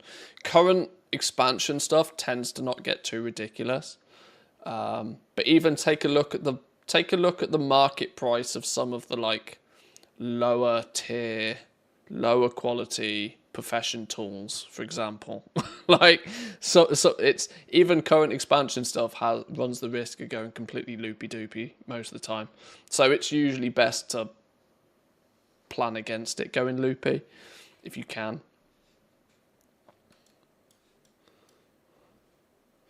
I've just realised I'm standing here waiting for Nitro and 4 out of 5 of my dudes are all on the same shard. Which could make this whole task pretty frivolous.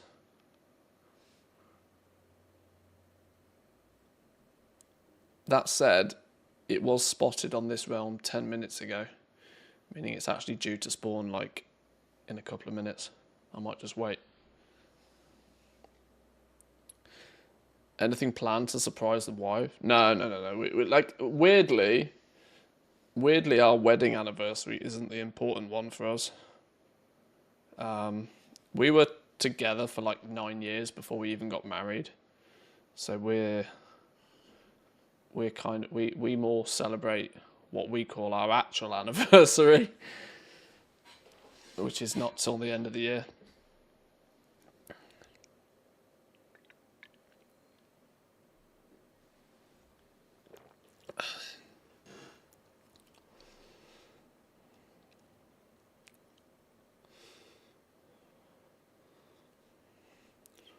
Come on, Nitro, don't make me hang around.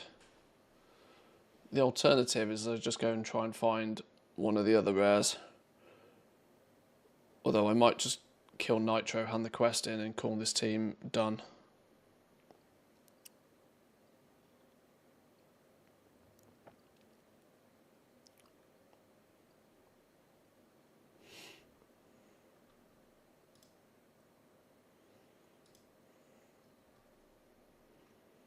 Why am I being added to a conversation on Twitter? What's going on? No, ignore.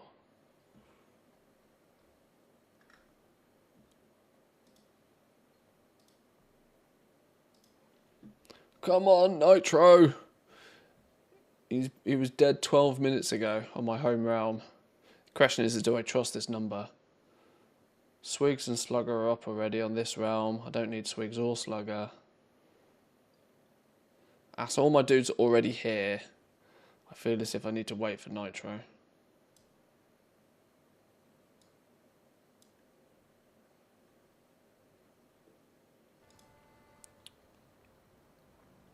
What I haven't done actually is checked if any of these dudes have sold anything. Some primal nether. I don't know how much stuff any of these guys have got. Oh well, this dude's got expireds. No, big fat stinky nothing on all of these dudes. Are they actually listing anything? Is this one of the teams that... Oh, okay, you're listing like 3 things. No surprise you haven't sold anything. Oh, maybe all of my auctions have not made its way to this... Oh, well, you've actually got some stuff listed. Oh, you could have done with selling something. Yeah, you could have done with selling some in. Oh, you've really not got much of anything either. Expectations are low.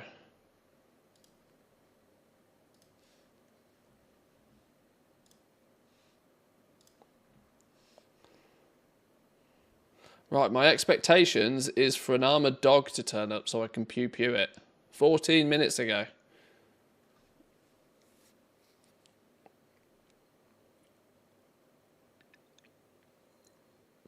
Weekly clear of the rares on 1 character gave me 3 Mechanicas? Holy. It's a good day in the office when you get 2. 3 is ridiculous.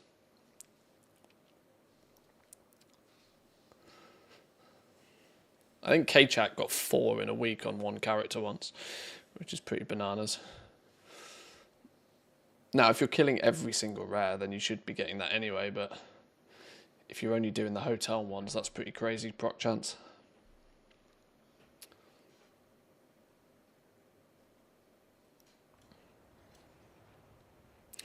I probably should actually do the weekly quests out here. Just thinking about this. One of my things to do this week was to try a little bit harder to push the rep on these sub-factions.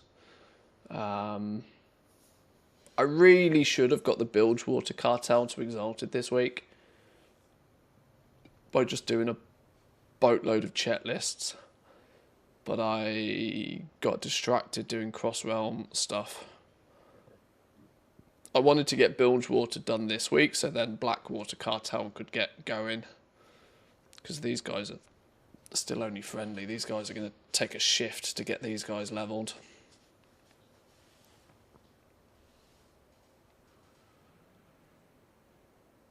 The weeklies seem to provide the best chance.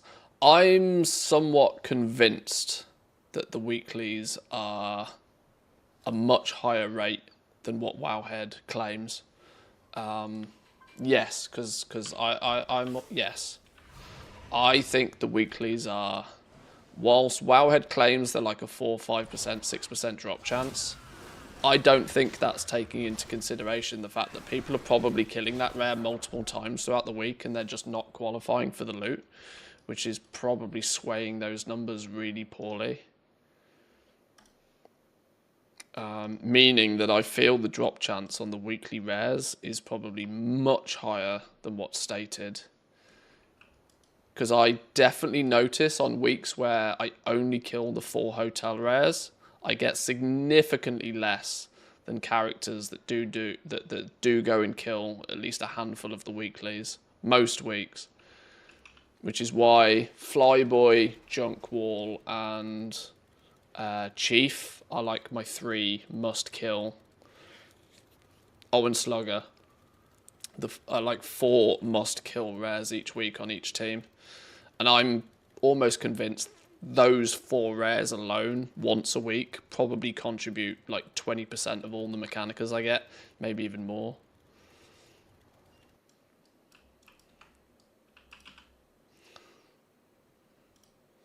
Now, without micromanaging and tracking each kill and looting each time, that's a hard theory to prove, which I don't have the time or the effort to actually do.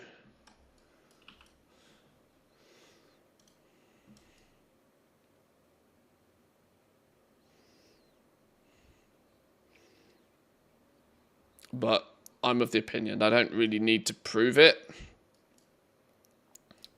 so much as it just structures the way I kill the rares most weeks. If I believe it, it's good enough.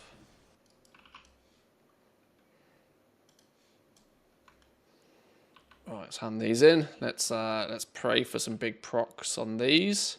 We've not had a single 16k proc on these yet. And we've probably done the quest 20 times today.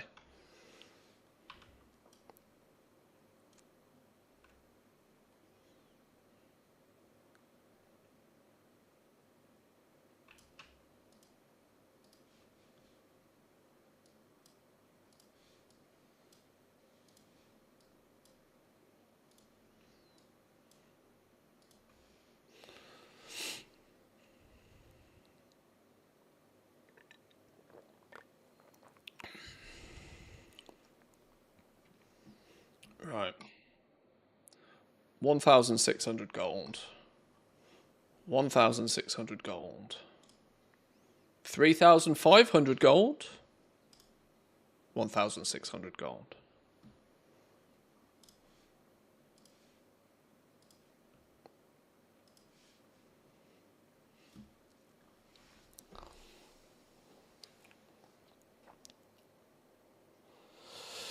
Still have 0, but then I'm not really trying. I did kill some rares, but I guess I'll be ATTing the shit out of that in 2 expansions when ATT tells me to. In 2 expansions time, you'll probably just be able to buy the pets and the mounts for a reasonable price. I hope, for your sake at least. The alternative is that everybody stops farming this and the price of the mounts and the pets goes up by proxy of the fact that nobody's supplying the market with them. But what we have also seen, and this is why that theory is only a 50-50, because what we have seen in past patches and past expansions is that there is a significant premium that can be charged for the items that come from the current patch. As soon as it's no longer the current patch, the value just falls off a rock. And if you can't shift the things, people will stop farming them. And if people stop farming them, there's a strong chance that people will stop caring for them. As much, at least, anyway. 626 cape, don't mind if I do. Got a lot of nothing in his inventory, somehow. He's also got a reagent bag that he's not meant to have. We figured out yesterday that reagent bags cause chaos with TSM banking thing. And if I don't need them, don't use them.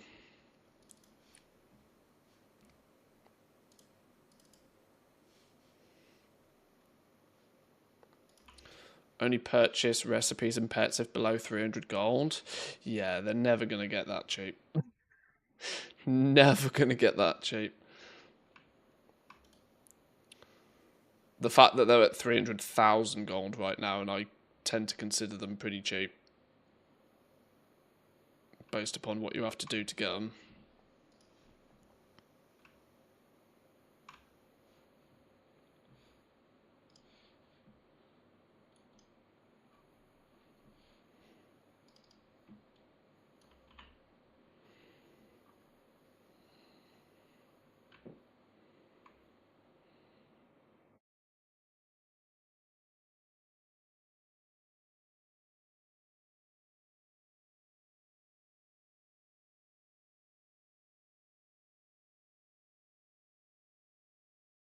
Yeah, these remix characters have got some sneaky reagent bags I don't really want them to have.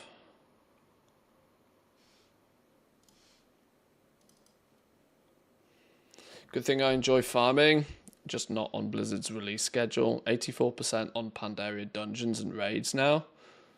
So much missing, even after remix. Yeah, I was surprised you. Remix was a great chance to grab all of that stuff. This is what I wonder what might happen with Legion, because if we're going to have Legion remix, do we think it's kind of Legion is almost destined the same fate? Because I'm quite sure there's a lot less people that care about collecting stuff or going back to Mr. Pandaria now we've had Mr. Pandaria remix. Because an awful lot of the stuff they might have wanted, they were able to get via remix, and now they have no reason to go back to that expansion ever again. And I wonder if the same thing's going to happen with Legion. And that, I wonder if there's a long-term knock-on effect of that, that these remixes might actually, whilst they're fun at the time, remove some of the inherent value still left in those old expansions. I don't know.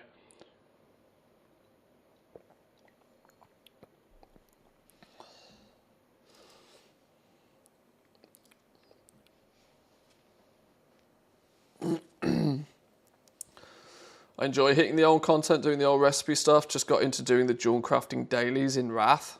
Oh god, they're annoying, they are. There's achievements for doing all of them though, which I think still to this day I'm missing some of them. Spinning the flipping, chipping the gem in Dalaran, it was one I remember doing every day for a long time. A long, long time.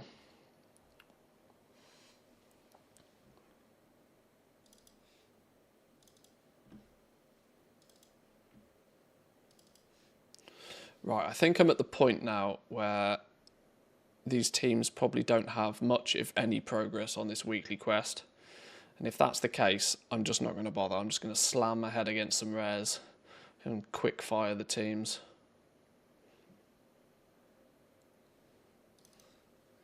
Yeah, 3 out of 10. I'm not pushing for 7 looted kills on a 3 out of 10 team. We're just going to absolutely blast some teams where the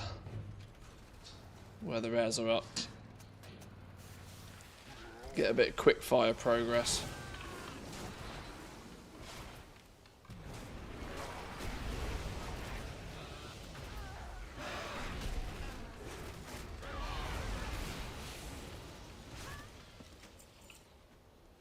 Tally, Nitro and Thwack potentially if we're lucky.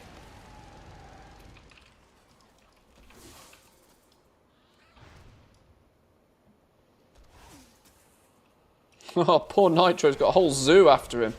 A couple of pink elephants, a couple of fancy cocks. Then he gets bombarded by all of the guards. Didn't know what hit him.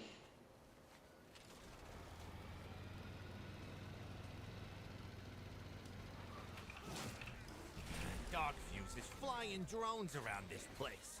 Grab some leftover fireworks and take them out with a bang. Wrath of the Lich King Dalaran quests are always going to be somewhere.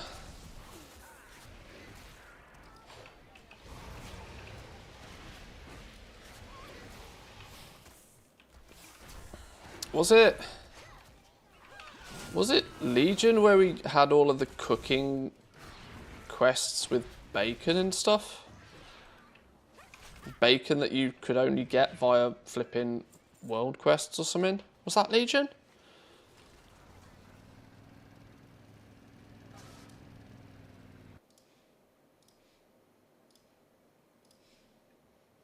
Alright, give me a swigs. Somebody have a swigs up.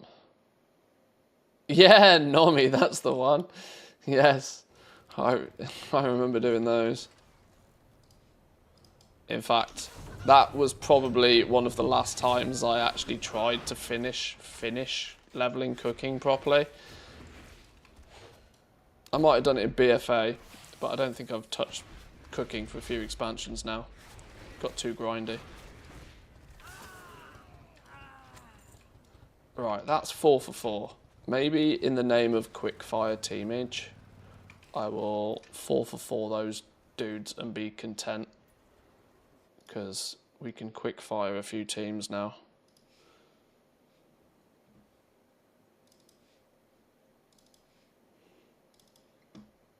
I can do a casual second pass late today if I get bored.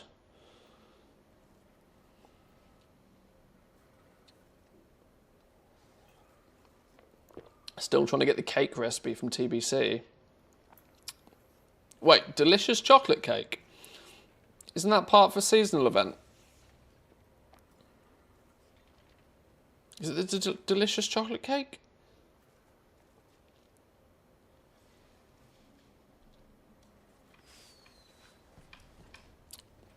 I can't remember what you need to do to even get that. I think I've made videos about that thing as well before in the past. The cake is a lie.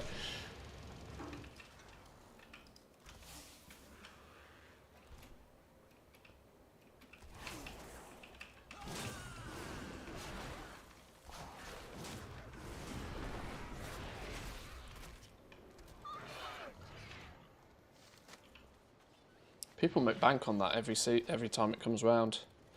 Once a year.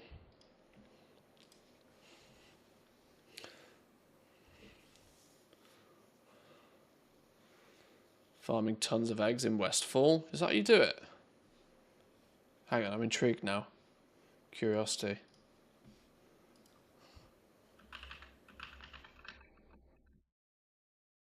Delicious chocolate cake.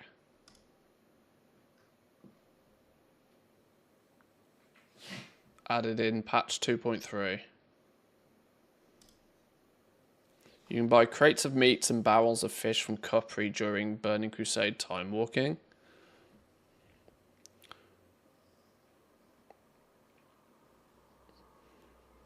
Got this from the North End Cooking Daily. Mustard dogs today when I opened the small spice bag. As a huge surprise, it says it only drops from the Outland items, barrel of fish and crates of meat in game. Never tried this till today, but the Burning Crusade Cooking Daily and got nothing. Months of dailies, it finally dropped from the barrel of fish, rewarded in Shatrath City, the Cooking Daily.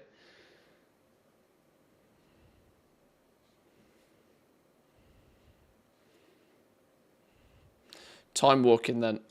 Time walking's your play. Just been doing the Cooking Daily over and over and over. Yeah, wait till time walking. We have just had it, mind, but it's coming around again not too long ago. A hive mind? A hive mind? Oh shit, and a nitro. Shit, that's the reason I was here. No, it wasn't. I've already killed nitro.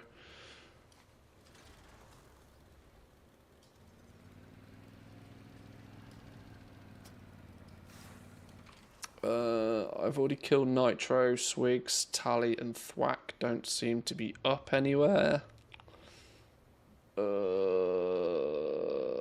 Okay, we're going to try and quick fire. No rares, log out.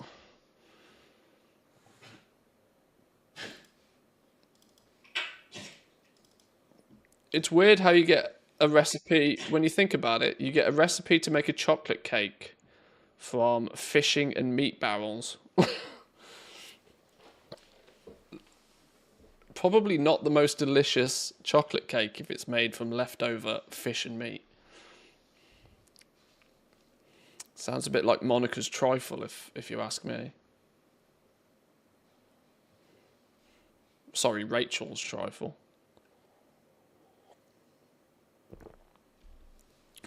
No rares up on this team.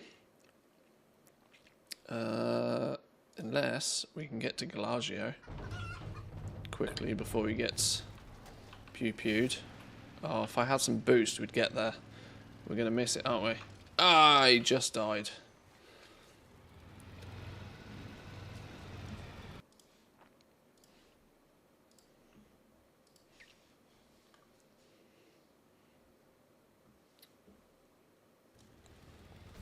Dark fuses flying drones around this place. I'm not having a team with no kills. 75, 51, 22, 22, 21. We're on 4 different realms. There we go, Nitro.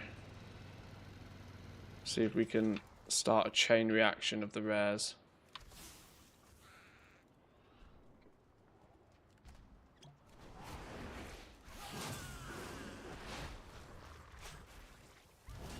Oh, actually, what time is it? I've just remembered I need to go to the store today. It's, with it being midsummer this weekend, and with us being away, both me and Mrs. Manthias decided it would be a good idea to hit the store today, because leaving it till Thursday later in the week will be a bad idea. There'll be nothing left.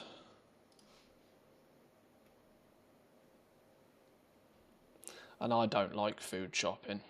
I like food shopping significantly less when I'm hungry as well.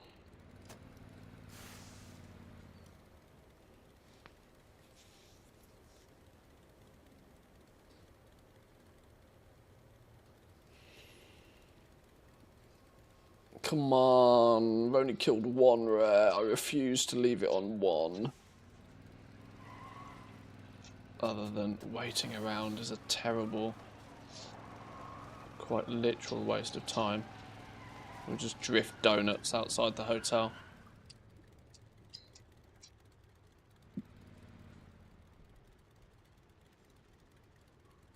What up, Doge? He's blocked. Just noticed the 1440p. Yeah, we're leveling up slowly. Twitch has given me slightly higher bitrate and access to 1440p. Living on the edge like it's 2015. Yeah, today so far has gone relatively smoothly. My computer has not crashed or burnt or died. With 1440p both on YouTube and Twitch simultaneously as well, without things dying. The issue is there's a reason why I skipped 1440p. I went straight up to 4K for my monitor for a reason. And it's because 1440p has some weird artifact scaling that I don't like. I have no idea what 1440p actually looks like when it's scaled down from 4K. There's a possibility that from a sharpness perspective it's actually worse than 1080p because of weird scaling. The bitrate looks a bit ish. Well, yeah, Twitch has only upped it from 6K to 7.5K. So I would still argue it's not like 7.5K in my books isn't even enough for 1080p, to be honest. Given the choice, I'd probably stream to YouTube at 1080p and about 12K.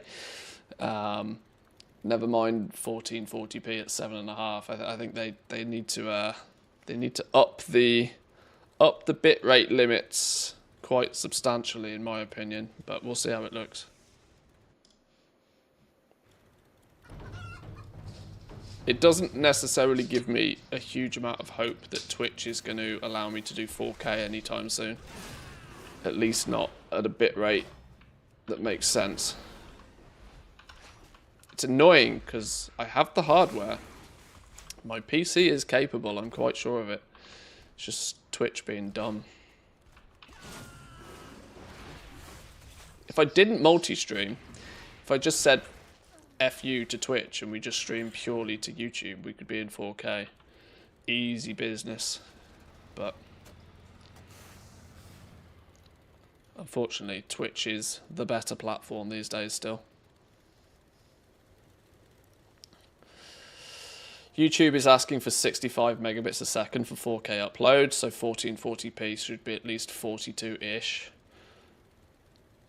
Yeah, I mean, YouTube basically wants you to give them as high a quality image as you possibly can, whereas Twitch seems to, like, want to deal with the least bandwidth it possibly can. Dark fuses flying drones around this place. Grab some leftover fireworks and take them out with a bang. Right, well, we've got 3 of the 4 rares now. Missing Swigs though, which is always a painful one to leave unkilled.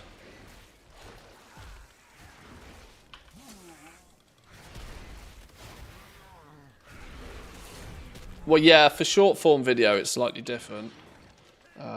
Because YouTube retranscodes everything you send them, so they want a higher quality source image. So then, you know, good quality in, good quality out, but Twitch needs to go AV1 like yesterday. Yeah. It would definitely help. But there's also the problem that Twitch doesn't want to do any of the encoding either. Twitch wants the streamers to do the encoding, which is probably going to make it more complex for them to actually move into AV1 support, because you would need you'd need an AV1 encode for the people that can actually support an AV1 stream, which is only 4,000 series graphics cards and above, I think. But then you'd also need a separate H.264 encode for everybody that doesn't support it. And because Twitch doesn't want to do any of the transcoding themselves, they want the streamers to do it. That is problematic in my mind. I don't know.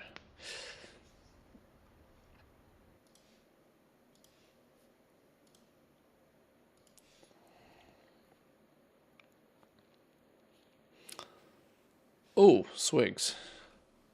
Go on. Yes, there we go.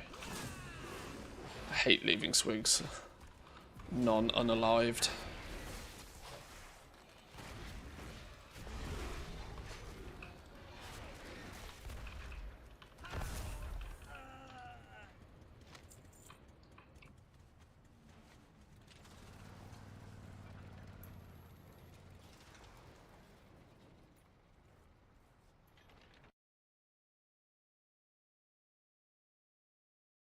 Why an Intel GPU on the cheap and just use it for AV1 exclusively?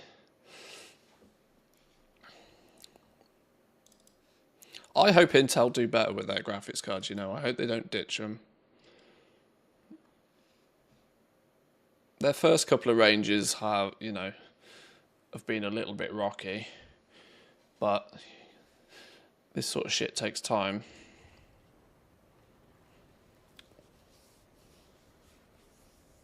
And Intel are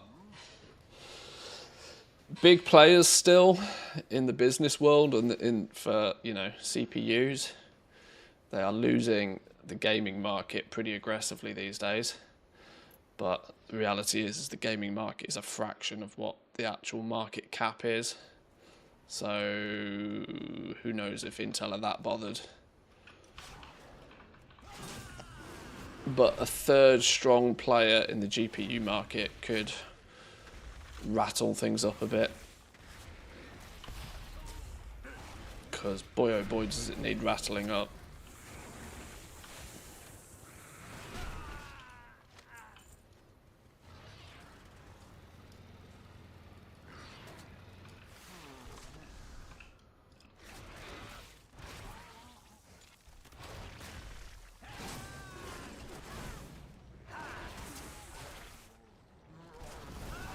They're not bad if you use them for modern games, that is.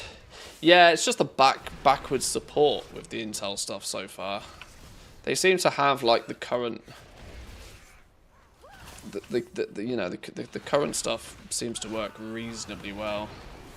But the problem is with PC gaming is you've got people who are, you know, still playing 20-year-old video games, which it's more questionable whether an Intel graphics card is going to work, which is probably why they're struggling to crack into the gaming market, because most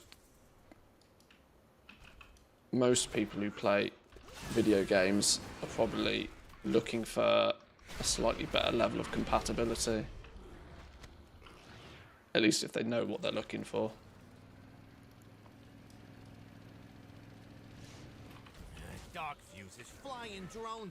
Right, this is 4 for 4, nice and quick. We need a few more teams like this so we can actually blast through some kills.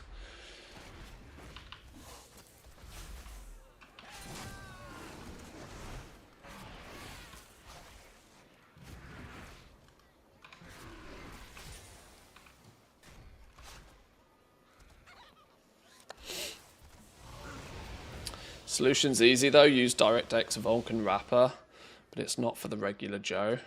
It's not easy then, is it? Everything's easy when you know how. Everything's easy if you know how.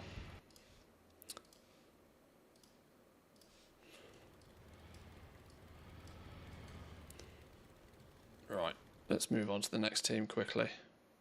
I haven't actually got much longer to... In fact, technically, I should probably finish my stream in 4 minutes.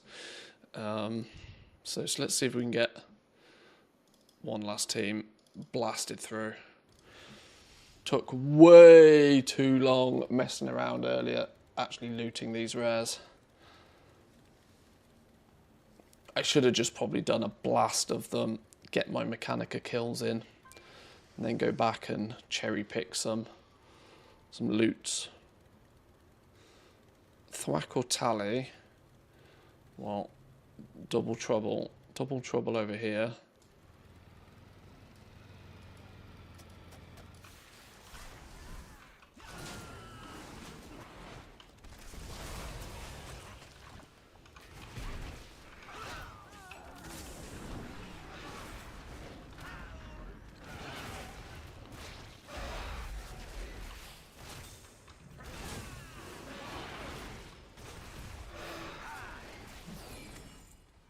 Thwack's still going to be up.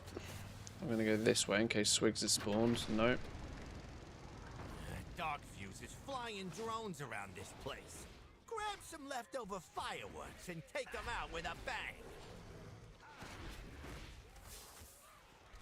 Wondering though, how often are you really 100% not distracted during a stream? Oh my! I say this all the time. My efficiency of playing the game while streaming is about 50%. I can do twice as much in the same amount of time when I'm not streaming. And so when it comes to something like this Mechanica farm, arguably it's something I should do just completely off stream. Simply so that I could just bang it out real fast, just laser focus it, get it done. But it presents some pretty good talking opportunities right now, as lots of other people are sort of interested in it as well. Nitro Swigs. No Nitro, no Swigs anywhere. Do we just move on? No, we can't leave both. We can't leave Swigs undeaded.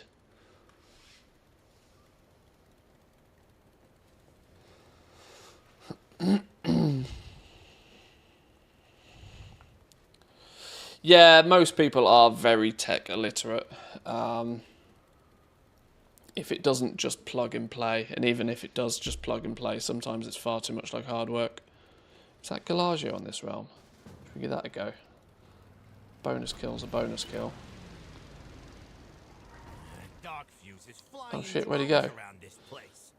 I swear, did I hop to the wrong shard? Well, clearly, false positive.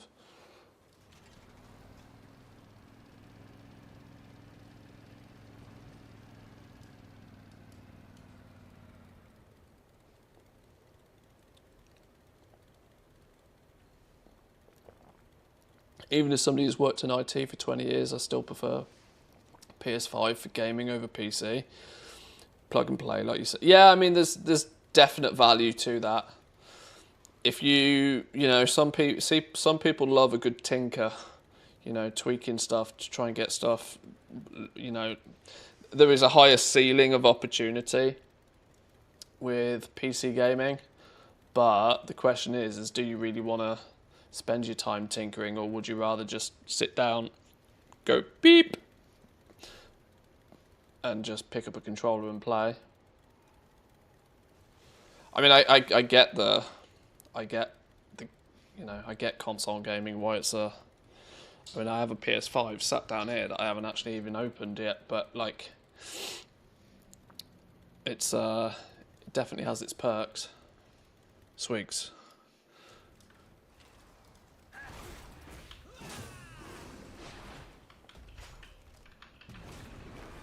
It's one thing I'm going to need to do soon, actually. I'm going to need to connect this PlayStation up.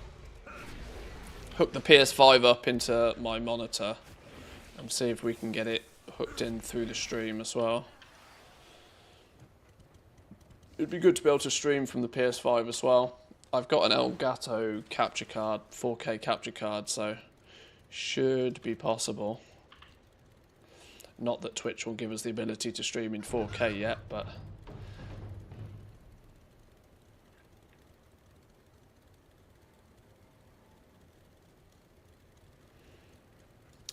I'm not going to bother waiting for Nitro. Let's just move on. Unless he happens to be up right here, right now. Nope. Right, I might actually have to leave it there, boys and girls. I've got some stuff I need to do this afternoon. Yes, thank you very much for joining today. Tomorrow is patch day. If you happen to be playing on Team NA, expect... I think NA have got a pretty spicy maintenance today. Here's to hoping whatever they're doing behind the scenes that needs such a long maintenance that it goes smoothly. If not, I'm sure we'll find out about it tomorrow. You might catch me on Discord later today or lurking in some other streams. We'll see who's live later today. I think Kachak said he might not even bother trying to go live today because of the NA maintenance, so we'll see. But either way, enjoy the rest of your day. Thank you very much for stopping by. We will be back at this tomorrow, testing some one-button macro business, I'm sure. So yeah, have a good one. I'll catch you all tomorrow. Peace.